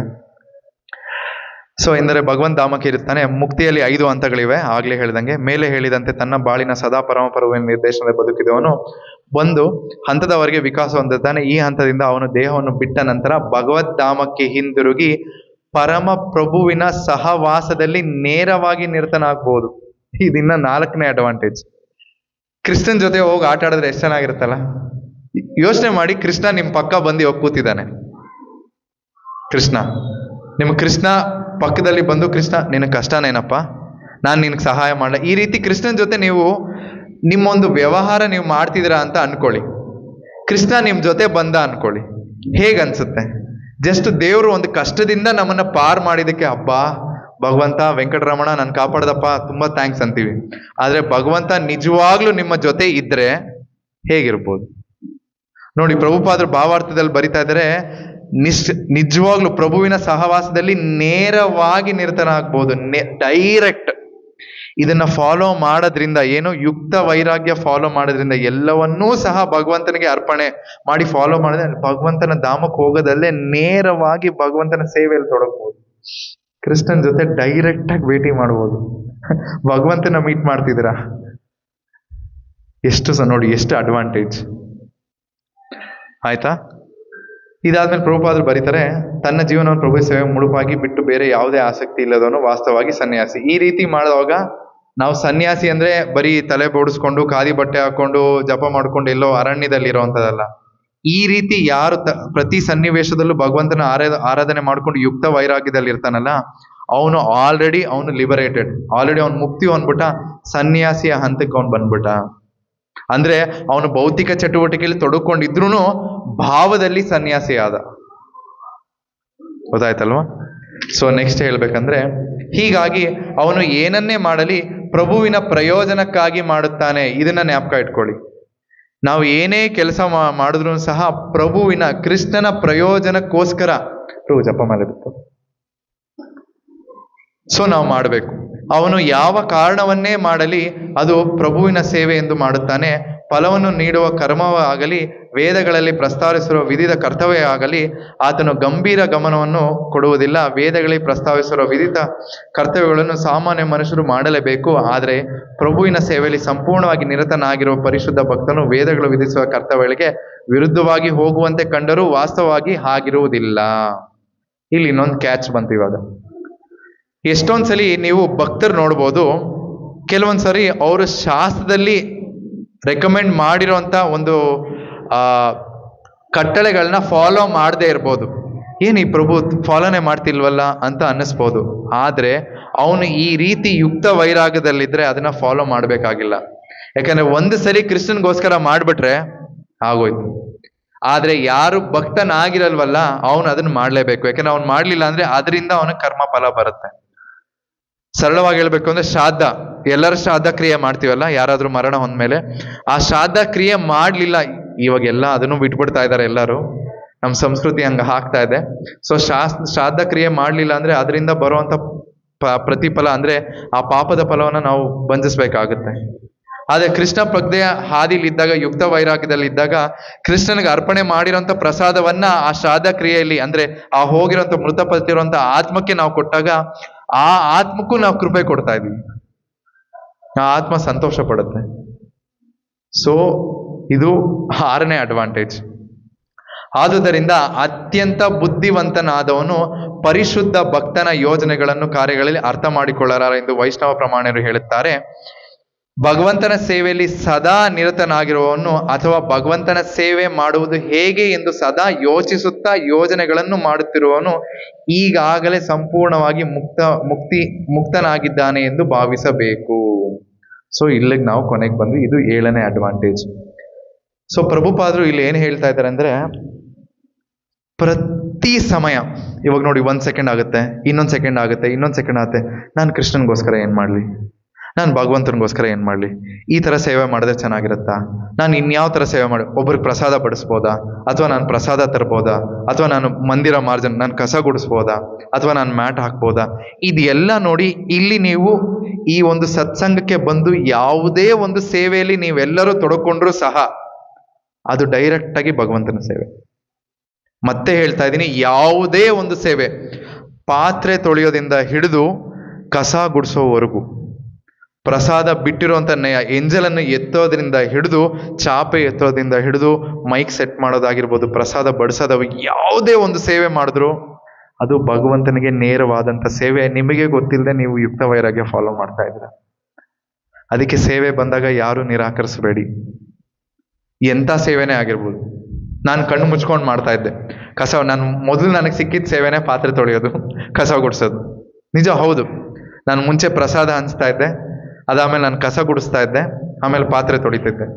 ಶೇಷಾದ್ರಿಪುರಂ ಟೆಂಪಲಲ್ಲಿ ನನಗೆ ಫಸ್ಟ್ ಅಲ್ಲಿ ಸೇವೆ ಇತ್ತು. ಎಲ್ಲ ಪ್ರಸಾದ ಎಲ್ಲ ಆದ್ಮೇಲೆ ನಾನು ಪಾತ್ರೆ ತೊಳಿತಾ ಇದ್ದೆ. ಅದೇ ನನ್ನ ಸೇವೆ. ಅದರಿಂದ ಎಷ್ಟು ಕೃಪೆ ಗೊತ್ತಾ? ನಮ್ಗೆ ಗೊತ್ತಾಗಲ್ಲ ಆ ಕೃಪೆ. ನಾವು ಮಾಡಿದಾಗ, ಕಂಟಿನ್ಯೂಸ್ ಮಾಡ್ಕೊ ಬಂದಾಗ ಆ ಸೇವೆ ನಮ್ಗಿರುತ್ತೆ. ಆ ಸೇವೆಯ ಪ್ರತಿಫಲ ನಮಗೆ ಅನುಭವ ಆಗುತ್ತೆ. ಇದೆಲ್ಲ ಅನುಭವ ನೋಡಿ ನಾವು ಯಾವತ್ತು, ಯಾಕಂದ್ರೆ ನಮಗೆ ಹರೇ ಕೃಷ್ಣ ಮಹಾಮಂತ್ರ ಇದರಿಂದ ನಮ್ಮ ಜೀವನದ ಚಕ್ರ, ಈ ಜನನ ಮರಣ ಚಕ್ರದಿಂದ ಹೊರಗಡೆ ಬರ್ತೀವಿ ಅನ್ನೋದು ಗೊತ್ತು. ಬಟ್ ಆ ಪ್ರಾಸೆಸ್ ಅಲ್ಲಿ ಮ್ಯಾಜಿಕ್ ಇದೆ. ಅದು ಹೇಗೆ ಅಂತ ಗೊತ್ತಿಲ್ಲ. ನಮ್ಮ ಆಚಾರ್ಯರು ಕೊಟ್ಟಿರೋ, ಬಟ್ ಅದು ಮಾಡಿದ್ರೆ ಹಾಗೇ ಆಗುತ್ತೆ. ಅದಕ್ಕೆ ನಾವೆಲ್ಲರಿಗೂ ಹೇಳೋದು, ದಯವಿಟ್ಟು ಮಾಡಿ ಅಂತ. ಸೊ ಇಷ್ಟು ಇವತ್ತು ನಾವು ಕರ್ಮಯೋಗದ ಬಗ್ಗೆ ತಿಳ್ಕೊಂಡ್ವಿ. ನಾವು ಮತ್ತೆ ಹೇಳ್ತೀನಿ, 5 ಮಾಹಿತಿಯನ್ನು ತಿಳ್ಕೊಂಡ್ವಿ. ನಾವು ಗೃಹಸ್ಥರಾಗಿ ನಾವು ಏನೇ ಕೆಲಸ ಮಾಡಲಿ ಭಗವಂತನಿಗೋಸ್ಕರ ಮಾಡಬೇಕು, ಪಾಯಿಂಟ್ ನಂಬರ್ 1. ಪಾಯಿಂಟ್ ನಂಬರ್ 2, ನಾವು ಏನನ್ನೇ ಸೇವಿಸಿದ್ರೂ ಸಹ ಇವತ್ತಿನಿಂದ ನಾನು ಹೇಳಿದ್ನಲ್ಲ, ನೆಕ್ಸ್ಟ್ ಶನಿವಾರದವರೆಗೂ ಪ್ರಯತ್ನ ಮಾಡಿ. ಪ್ರತಿಯೊಂದು ಪ್ರಸಾದ ಏನೇ ಆಗಲಿ, ಅಂದರೆ ಪ್ರತಿಯೊಂದು ಅಡುಗೆ ಏನೇ ಆಗಲಿ, ನೀವು ಭಗವಂತನ ಇಡಿ, ಅದು ಟೆಕ್ನಿಕಲ್ ಆಗಿ ವಾಪಸ್ ಬರೋದು ಪ್ರಸಾದ ಆಗಿ ಬಂದ್ಬಿಡುತ್ತೆ. ನಮಗೆ ಭಗವಂತನಿಗೆ ಅಡುಗೆ ಆಗಿ ಹೋಗುತ್ತೆ, ವಾಪಸ್ ಬರೋವಾಗ ಪ್ರಸಾದ ಆಗಿ ಬರುತ್ತೆ. ಅದಕ್ಕೆ ನಾವು ತಗೊಳ್ಳಿ ಪ್ರಸಾದ ತಗೊಳ್ಳಿ ಅಂತ ಹೇಳ್ತೀವಿ. ನಾವು ಸುಮ್ಮನೆ ಪ್ರಸಾದ ಅನ್ನೋ ಪದ ಇಲ್ಲ. ಪ್ರಸಾದ ಅನ್ನೋ ಪದ ಯಾವಾಗ ಆಗುತ್ತೆ? ಭಗವಂತನಿಗೆ ನೈವೇದ್ಯ ಆದ್ಮೇಲೆ ಆ ಒಂದು ಅಡಿಗೆ ಪ್ರಸಾದ ಆಗುತ್ತೆ. ಯಾಕೆಂದ್ರೆ ಆ ಪ್ರಸಾದದ ಒಳಗೆ ಒಗ್ಗರಣೆ ಅಲ್ಲ, ಕೃಪೆ ಇದ್ದು ಬರುತ್ತೆ. ಗೊತ್ತಾಗ್ತಿದ್ಯಾ? ಸುಮ್ಮನೆ ನಿಮ್ಗೆ ಎಲ್ಲೋ ಒಂದ್ ಕಡೆ ಪಲಾವ್ ಕೊಟ್ಟು ಅದಕ್ಕೆ ಪನ್ನೀರ್ ಹಾಕಿ ಪನ್ನೀರ್ ಪಲಾವ್ ಕೊಟ್ಟಂಗೆ ನಿಮ್ಗೆ ಅಡ್ವಾಂಟೇಜ್ ಸೇರಿ ಬರ್ತಾ ಇದೆ. ಸೊ ಇದು 2ನೇದು, ಸೇವಿಸೋದು. ಹಾಗೆ 3ನೇದು ತಪಶ್ಚರ್ಯ. ನೀವು ಏನೇ ಒಂದು ತಪಶ್ಚರ್ಯ ಮಾಡಿ, ಬೆಳಿಗ್ಗೆ ಎದ್ದೋಳೋದ್ರಿಂದ ಭಗವಂತನಿಗೋಸ್ಕರ ಬೇಗ ಎದ್ದೋಳಿ, ಭಗವಂತನಿಗೋಸ್ಕರ ಬೇಗ ಎದ್ದು ಪೂಜೆ ಮಾಡಿ, ಭಗವಂತನಿಗೋಸ್ಕರ ನೈವೇದ್ಯ ಮಾಡಿ. 4ನೇದು, ಭಗವಂತನಿಗೋಸ್ಕರ ಏನೇ ಆಗಲಿ ಫಸ್ಟ್ ಅರ್ಪಣೆ. ಇದು ಕೃಷ್ಣನಿಗೆ ಚೆನ್ನಾಗಿದೆಯಾ, ಇದು ಕೃಷ್ಣನಿಗೆ ನಾನು ಮಾಡ್ಬೋದಾ? ಈ ರೀತಿ ಪ್ರತಿ ಸಮಯದಲ್ಲೂ, ಪ್ರತಿ ಸನ್ನಿವೇಶದಲ್ಲೂ ನಾವು ಯೋಚನೆ ಮಾಡಬೇಕು. ಸದಾ ಯೋಚನೆ ಮಾಡಬೇಕು, ಇದು ಕೃಷ್ಣನಿಗೆ ಚೆನ್ನಾಗಿರುತ್ತಾ, ಇದು ಕೃಷ್ಣನಿಗೆ ಆಗುತ್ತಾ? ಈ ರೀತಿ ಯೋಚನೆ ಮಾಡ್ತಾ ಮಾಡ್ತಾ ಮಾಡ್ತಾ ಮಾಡ್ತಾ ನಾವು ಈ ಯುಕ್ತ ವೈರಾಗ್ಯ ಹಂತಕ್ಕೆ ಬಂದು, ನೀವೆಲ್ಲರೂ ಕೈ ಎತ್ತಿದ್ರಲ್ಲ ಭಗವಂತನ ಧಾಮಕ್ಕೆ ಹೋಗ್ಬೇಕು ಅಂತ, ಇದೇ ಇರೋವಂಥ ಕಂಡೀಷನ್, ಪ್ರೀ ರಿಕ್ವಿಸಿಟ್. ಈ ರೀತಿ ನೀವು ಮಾಡಿದ್ರೆ 24 hours ಅಟ್ಲೀಸ್ಟ್ ನೀವು ಕೆಲಸದಲ್ಲಿ ಈ ಥರ, ಪ್ರಭು ನೀವು ಕೇಳ್ಬೋದು, ಪ್ರಭು ನಾನು ಕೆಲಸ ಮಾಡ್ತಿರ್ತೀನಿ, ಆಫೀಸಲ್ಲಿ ಮೀಟಿಂಗ್ಗಳು ಅಟೆಂಡ್ ಮಾಡ್ತೀನಿ ಅಥವಾ ಮಾತಾಡ್ತಿರ್ತೀನಿ, ಅವಾಗ ಹಿಂಗೆ ನಾನು ಕೃಷ್ಣನ ನಾಮ ತಗೊಳ್ಳಿ. ಸರಿ, ಆಫೀಸಲ್ಲಿದ್ದರೆ ಅದು ಮೆಟೀರಿಯಲ್ ಆಗಲ್ಲ. ನಿಮ್ಮ ಸಂಬಳದಲ್ಲಿ ಅಟ್ಲೀಸ್ಟ್ ನಿಮಗೆ ಎಷ್ಟು ಅನ್ಸುತ್ತೋ ಭಗವಂತನಿಗೆ ಅರ್ಪಣೆ ಮಾಡಿ. ನಿಮ್ಮ ಕರ್ಮ ಫಲ ಕ್ಲಿಯರ್ ಆಯ್ತಲ್ವಾ? ಆಫೀಸಿಂದ ಮನೆಗೆ ಬಂದ್ಮೇಲೆ ಮನೇಲಿ ಸಂಧ್ಯಾ ಆರತಿ ಮಾಡಿ, ಸಂಜೆ ಪೂಜೆ ಮಾಡಿ. ಸಂಜೆ ಪೂಜೆ ಮಾಡೋದು ಮರ್ತೇ ಹೋಗ್ಬಿಟ್ಟಿದ್ದೀವಿ ಬಿಡಿ. ದೀಪ ಹಚ್ದ ಅಂತ ಫೋನ್ ಮಾಡಿ ಮಾತಾಜಿಗೆ ಕೇಳ್ತೀವಿ ನಾವು. ಯಾಕೆ ನಾವು ಹಚ್ಚಕ್ಕಾಗಲ್ವಾ? ನೋಡಿ, ಸೇವೆ ಅನ್ನೋದು ಎಲ್ಲಾ ಕಡೆ ಇರುತ್ತೆ. ಬರೀ ಮಾತಾಜಿಗೆ ಅಷ್ಟೇ ದೇವ್ರ ಮನೆ ಅಲ್ಲ. ಯೋಚನೆ ಮಾಡ್ಬೇಕಿದ್. ನಾನು ಎಷ್ಟೊಂದ್ಸಲಿ ನೋಡಿದೀನಿ, ಹಲವಾರು ಪ್ರಭುಗಳು ಮನೆಗಳಲ್ಲಿ ದೀಪ ಹಚ್ದೇನೆ, ಎಣ್ಣೆ ಹಚ್ದ ಅಂತ ನಾವು ಕೇಳ್ತೀವಿ. ಮಾತಾಜಿಯವ್ರಿಗೆ ಅಷ್ಟೇ. ಯಾಕೆ ನಾವು ಹಚ್ಬಾರ್ದ? ನಮಗ್ ಕೃಪೆ ಬೇಡ? ಬರೀ ನಾವು ಹಿಂಗ್ ಮಾಡ್ತಾನೆ ಮಾತಾಜಿಯವ್ರ ಪುಣ್ಯ ತಗೊಂಡು ಹೋಗ್ತಾ ಇದಾರೆ, ನಾವು ಮತ್ತೆ ಬರ್ತಾ ಇದೀವಿ. ಯೋಚನೆ ಮಾಡಿ, ಅವ್ರ ಅಡ್ವಾಂಟೇಜ್ ತಗೊಂತಾ ಇದ್ದಾರೆ. ಇಲ್ಲ, ಸುಳ್ಳು ಹೇಳ್ತಾ ಇಲ್ಲ ನಾನು, ನಿಜವಾಗ್ಲು. ಶಾಸ್ತ್ರದಲ್ಲಿ ಇನ್ನೊಂದು ಹೇಳ್ತೀನಿ, ಇವತ್ತಿಂದ ನಿಮ್ಗೆ ಚೇಂಜ್ ಆಗುತ್ತೆ. ನೀವೇನಾದ್ರೂ ಪುಣ್ಯ ಕೆಲಸ ಮಾಡಿದ್ರೆ, ಪ್ರಭುಗಳು ಆ ಪುಣ್ಯದ ಕೆಲಸದ 100% ಪುಣ್ಯ ಬಂದ್ರೆ 50 ಭಾಗ ಮಾತಾಜಿಯರ್ಗೆ ಹೋಗುತ್ತಂತೆ. ಶಾಸ್ತ್ರದಲ್ಲಿ ಇದೆ. ಅದರಲ್ಲಿ 50% ಪುಣ್ಯ ಮಾತಾಜಿಗೆ ಹೋಗುತ್ತೆ. ಆಲ್ರೆಡಿ ಅವ್ರ ಪುಣ್ಯ ಇದೆ 100%, ಅದ್ರ ಜೊತೆ 50% ಹಾಕಿ ನೀವು ಕೊಡ್ತಾ ಇದ್ರೆ 150 ಆಯ್ತು. ವಿಪರ್ಯಾಸ ನೋಡಿ, ಮಾತಾಜಿಯರು ಏನಾದ್ರು ತಪ್ಪು ಮಾಡಿದ್ರೆ ಪಾಪ ಆಗುತ್ತಲ್ಲ, ಆದ್ರೆ 50% ಪಾಪ ನಿಮಗ್ ಬರುತ್ತಂತೆ. ಲಾಸ್ ಯಾರಿಗಪ್ಪ ಇವಾಗ ಹೇಳಿ? ಲಾಸ್ ಯಾರಿಗೆ? ಅವ್ರಿಗ ನಿಮ್ಗ? ನಮ್ಗೆ ತಾನೆ. ಯಾಕೋ ವಯಸ್ಸ ನಮ್ಗ ಲಾಸ್, ಅವ್ರಿಗ? ನೋಡಿ, ನಮ್ಗೆ. ಆಲ್ರೆಡಿ ಅವ್ರ ಅಡ್ವಾಂಟೇಜ್ ಅಲ್ಲಿ ಇದ್ದಾರೆ, ಮತ್ತೆ ಇನ್ನು ಅಡ್ವಾಂಟೇಜ್ ಕೊಡ್ಬೇಕಾ? ಇಲ್ಲ. ನಾನು ಫನ್ ಮಾಡ್ಬೋದು, ಜೋಕ್ ಮಾಡ್ಬೋದು, ಆದ್ರೆ ನಿಜವಾಗ್ಲೂ ನಾವು ಮನೆಗೆ ಬಂದು ನಮ್ಮನ್ನ ನಾವು ಈ ಭಕ್ತಿ ಸೇವೆಯಲ್ಲಿ ತೊಡಗಿಸ್ಕೋಬೇಕು. ನೀವು ಅಗರಬತ್ತಿ ಹಚ್ಚಿ ಭಗವಂತನಿಗೆ ಸೇವೆ ಮಾಡಿ, ಮಾತಾಜಿ ಬಂದು ನೈವೇದ್ಯ ಮಾಡ್ತಾರೆ, ಇಬ್ರು ಆಯ್ತಲ್ಲ ಭಕ್ತಿ ಸೇವೆ. ಆಗ ನಿಮ್ಮನ್ನ ನೋಡಿ ಮಕ್ಕಳು ಸಹ ಕಲಿತಾರೆ. ನಮ್ಮಪ್ಪ ಅಥವಾ ನಮ್ಮಮ್ಮ ಬಂದು ಸಂಜೆ ಪೂಜೆ ಮಾಡ್ತಾರೆ, ಅವರು ಬಂದು ಪೂಜೆಗೆ ಕೂತ್ಕೊಳ್ತಾರೆ. ನಾವು ಮಕ್ಕಳಿಗೆ ನಮ್ಮಿಂದ ಹೇಳ್ಕೊಡ್ಬೇಕು, ನೋಡೋ ಅವ್ರ ಮನೇಲಿ ಹೆಂಗ್. ನಮ್ಮಿಂದ ಮಕ್ಳು ಕಲಿತಾರೆ, ನೋಡಿ ಕಲಿತಾರೆ. ಈ ರೀತಿಲಿ ನಮ್ಮ ಸಂಸ್ಕೃತಿ ಅಥವಾ ನಾವು ಈ ಕೃಷ್ಣ ಪ್ರಜ್ಞೆ ಭಕ್ತಿನ ನಾವು ಮಕ್ಕಳಿಗೂ ಸಹ ಕಲಿಸ್ಕೊಡ್ಬೋದು. ಸರಳವಾಗಿದೆ ಅಷ್ಟೇ, ನಾವು ಹೇಳ್ಕೊಡ್ತಾ ಇಲ್ಲ. ಯಾಕೆ? ನಾವು ಅನುಸರಿಸ್ತಾ ಇಲ್ಲ. ಅದಕ್ಕೆ ನಮ್ಮ ಪೀಳಿಗೆ ಗೊತ್ತಾಗ್ತಿಲ್ಲ. ಸುಮ್ಮನೆ ನಾವು ಎಲ್ಲರೂ ಕಮೆಂಟ್ ಮಾಡ್ತಾ ಇದ್ವಿ, ಏನಪ್ಪ ಈಗಿನ ಕಾಲದ ಹುಡುಗರು ಬಹಳ ಕೆಟ್ಟೋಗ್ಬಿಟ್ಟಿದಾರ್ರಿ, ಏನ್ ಮೊಬೈಲ್ ಇಟ್ಕೊಂಡು ಓಡಾಡ್ತಾರೆ. ಸರ್ ನಾವು ಒಂದ್ಸಲಿ ಯೋಚನೆ ಮಾಡಿದ ನಾವು ಫಾಲೋ ಮಾಡ್ತಾ ಇದೀವ. ನಾನು ಮೊಬೈಲ್ ಇಟ್ಕೊಂಡು ಕೂತ್ಕೊಂಡಾಗ ನನ್ನ ಮಗನೂ ಅಥವಾ ನನ್ನ ಮಗಳು ಮೊಬೈಲ್ ಇಟ್ಕೊಂಡು ಕೂತ್ಕೊಂತಾಳಲ್ವಾ? ಅಥವಾ ನಾನು ಹಿಂಗ್ ಮಾಡ್ತೀನಿ, 6 ರಿಂದ 7 ಗಂಟೆ ನಾನು ಮೊಬೈಲ್ ಯೂಸ್ ಮಾಡ್ತೀನಿ, ಸರಿ ಆಮೇಲೆ ಎತ್ತಿಡ್ತೀನಿ. ನಾನು 7 ರಿಂದ 8 ಗಂಟೆ ನಾನು ಪೂಜೆ ಮಾಡ್ತೀನಿ, 8 ರಿಂದ 8:30ವರೆಗೂ ನೈವೇದ್ಯ ಆಗುತ್ತೆ, ಪೂಜೆ ಮಾಡ್ತೀನಿ. ಮಕ್ಳು ನೋಡ್ತಾರಾಗ, ಓ ಅಪ್ಪ ಬರೀ 1 ಅವರ್ ಅಷ್ಟೇ ಫೋನ್ ಯೂಸ್ ಮಾಡ್ತಾರೆ, ಏನಕ್ಕೆ ಬೇಕೋ ಅಪ್ಪ ಅದಕ್ಕಷ್ಟೇ ಫೋನ್ ಯೂಸ್ ಮಾಡ್ತಾ ಇದ್ದಾರೆ. ಸೊ ಇದನ್ನು ನೋಡ್ತಾರೆ. ಸೊ ನಾನು ಎಲ್ಲರಲ್ಲೂ ಕೇಳ್ಕೊಳ್ಳೋದಿಷ್ಟೇ, ಕ್ಲಾಸ್ ಇಷ್ಟಕ್ಕೆ ನಾನು ಮುಗಿಸ್ತೀನಿ. ದಯವಿಟ್ಟು ಈ ಯುಕ್ತ ವೈರಾಗ್ಯದ ಮಾರ್ಗವನ್ನು ಫಾಲೋ ಮಾಡಿ, ಈ 5 ಅಂಶದ ಫಾಲೋ ಮಾಡಿ. 5 ಅಂಶ ಇನ್ನ ಸರಳವಾಗಿ ಹೇಳ್ಬೇಕು ಅಂದ್ರೆ, ಏನೇ ಮಾಡಿದ್ರು ಭಗವಂತನಿಗೋಸ್ಕರ ಮಾಡಿ ಅಷ್ಟೇ. ಆ್ಯಂಡ್ ಶುರು ಮಾಡಬೇಕು ಅಂದ್ರೆ ಫಸ್ಟ್ ಈ ಜಪದಿಂದ ಶುರು ಮಾಡಿ. ಇವಾಗ ಜಪ ಶುರು ಮಾಡೋಣ, 5 ನಿಮಿಷ ಎಕ್ಸ್ಟ್ರಾ ಆಗೋಯ್ತು. ಆದರೆ ಯಾರಿಗಾದ್ರೂ ಏನಾದರೂ ಪ್ರಶ್ನೆ ಇದೆಯಾ ಜಪ ಶುರು ಮಾಡೋಕೆ ಮುಂಚೆ? ಯಾರಿಗಾದ್ರೂ ಏನಾದರೂ ಪ್ರಶ್ನೆ? ಮಾತಾಜಿ, ಪ್ರಭು ಅರ್ಥ ಆಯ್ತಲ್ಲ? ಹಾ ಪ್ರಭು. ಹಾ ಇಲ್ಲಿ ಆಕ್ಚುಲಿ ಇದು ಪ್ರಭುಪಾದ್ರು ಮುಂಚೆ ಆಕ್ಚುಲಿ 64 ಮಾಲೆ ಮಾಡ್ತಾ ಇದ್ದಿದ್ದು. 64 ಮಾಲೆ ಮಾಡದೇ ಇರೋದಕ್ಕೆ 64 ಮಾಲೆಯಿಂದ 32 ಮಾಲೆ ಮಾಡಿ ಅಂತ ಪ್ರಭುಪಾದ್ರು ಹೇಳಿದ್ರು. ನಮ್ಮ ಆಚಾರ್ಯರು 32 ಮಾಲೆ ಕಷ್ಟ ಅಂತ ಹೇಳಿ 16 ಮಾಲೆ ಹೇಳಿದ್ರು. ಅಂದ್ರೆ ಪ್ರತಿಯೊಬ್ಬರು ಸಹ 16 ಮಾಲೆ ಮಾಡಕ್ಕೆ 2 ಅವರಲ್ಲಿ ಮುಗಿಸ್ಬೋದು ತಮ್ಮ ದಿನಚರಿಯಲ್ಲಿ. ಅದಕ್ಕೋಸ್ಕರ ಈಸಿ ಆಗ್ಲಿ ಅಂತ 64 ಮಾಲೆಯಿಂದ 16 ಮಾಲೆಗೆ ಬಂದು. ಸೊ ಇದು ಪ್ರಭುಪಾದ್ರು ಕೊಟ್ಟಿದ್ದು. ಮುಂಚೆ ಇವಾಗೂ ಸಹ ಬ್ರಹ್ಮಚಾರಿಗಳು ನೀವು ನೋಡ್ಬೋದು, ಇಸ್ಕಾನ್ ಬ್ರಹ್ಮಚಾರಿಗಳು ಪ್ರಭುಗಳು ಇರ್ತಾರಲ್ಲ, ಅವರು ಪ್ರತಿದಿನ 64 ಮಾಲೆ ಜಪ ಮಾಡ್ತಾರೆ. ಪ್ರತಿದಿನ ಪ್ರಸಾದ ಸೇವಿಸೋಕು ಮುಂಚೆ ಪ್ರತಿ ಬ್ರಹ್ಮಚಾರಿಯರು 64 ರೌಂಡ್ಸ್ ಮಾಡ್ತಾರೆ. ಅವರು 16 ಮಾಲೆ ಮಾಡಕ್ಕೆ 2 ಅವರ್ ಬೇಕು. ಯೋಚನೆ ಮಾಡಿ, 2 ಅವರ್ ಕರೆಕ್ಟಾಗಿ ಕೂತ್ಕೊಂಡ್ರೆ 2 ಅವರಲ್ಲಿ ಮುಗಿಯುತ್ತೆ. ನೀಟಾಗಿ ಕಾನ್ಸಂಟ್ರೇಷನ್ ಇಂದ ಚಾಂಟ್ ಮಾಡಿದ್ರೆ 1.5 ಅವರಲ್ಲಿ ಮುಗಿಸ್ಬೋದು. ಆದ್ರೆ 2 ಅವರ್ ಅಂತ ಅನ್ಕೊಂಡ್ರು 64 ಮಾಲೆ ಮಾಡ್ಬೇಕು ಅಂದ್ರೆ ಎಷ್ಟು ಅವರ್ ಮಾಡಿರ್ಬೇಡ ಅವರು. ಅಷ್ಟು ಅವರು ತಮ್ಮನ್ನ ತಾವು ಚಾಂಟಿಂಗ್ ಅಲ್ಲಿ ತೊಡಗಿಸೋದಾರೆ. ಯಾಕೆ? ಯುಕ್ತ ವೈರಾಗ್ಯ ಮತ್ತೆ ಈ ಕಲ್ಮಶ ನಾಶ ಆಗ್ತಾ ಇರುತ್ತೆ. ಯಾಕಂದ್ರೆ ನಾನು ಕಲ್ಮಶ ಅಂತ ಯಾಕೆ ಹೆಚ್ಚು ನಾನು ಒತ್ತು ಕೊಡ್ತೀನಿ ಅಂದ್ರೆ, ನಾವು ಭಗವಂತನ ನಮ್ಮ ಮನಸ್ಸೊಳಗೆ ಕರ್ಕೋಬೇಕು. ಬಟ್ ಆದ್ರೆ ಇದು ಗಲೀಜಾಗಿದೆ. ಈ ಗಲೀಜಾಗಿರುವಂತ ಕಲ್ಮಶ ನಾವು ಪ್ಯೂರಿಫೈ ಆಗ್ಬೇಕು ಅಂದ್ರೆ, ನಾನು ಆಗ್ಲೇ ಹೇಳ್ದಂಗೆ ಈ ಕಲಿಯುಗದಲ್ಲಿ ಇರುವಂತ ಮಾರ್ಗ ಈ ಹರೇ ಕೃಷ್ಣ ಮಹಾಮಂತ್ರ ಮಾರ್ಗ. ಇದು ಕ್ಲೀನ್ ಆದ್ರೆ ಭಗವಂತ ಬರ್ತಾನೆ. ಆ ಭಗವಂತ ಬಂದಾಗ ನಮಗಿರುವಂತ ಈ ಆಲೋಚನೆ ದೂರ ಆಗುತ್ತೆ, ಭಗವಂತನ ಸೇವಲಿರ್ತೀವಿ. ಥ್ಯಾಂಕ್ಸ್ ಪ್ರಭು, ಕ್ವಶನ್ ಚೆನ್ನಾಗಿದೆ, ಥ್ಯಾಂಕ್ ಯು. ಮತ್ತಿನ್ ಯಾರಿಗಾದ್ರೂ ಪ್ರಶ್ನೆ ಇದೆಯಾ? ಓಕೆ, ಮುಗಿಸೋಣ. ವಾಂಛಾ ಕಲ್ಪತರುಭ್ಯಶ್ಚ ಕೃಪಾ ಸಿಂಧುಭ್ಯೋ ಚ ಪತಿತಾನಾಂ ಪಾವನೇಭ್ಯೋ ವೈಷ್ಣವೇಭ್ಯೋ ನಮೋ ನಮಃ. ಅನಂತ ಕೋಟಿ ವೈಷ್ಣವಂದಿ ಕಿ ಜೈ, ಜಗದ್ಗುರು ಶ್ರೀಲ ಪ್ರಭುಪಾದ್ ಕಿ ಜೈ. ಇವಾಗ 1 ಮಾಲೆ ಜಪ ಮಾಡೋಣ ಎಲ್ಲರೂ, ಆಮೇಲೆ ಪ್ರಸಾದ ಆದ್ಮೇಲೆ ಆಡ್ತೀವಿ.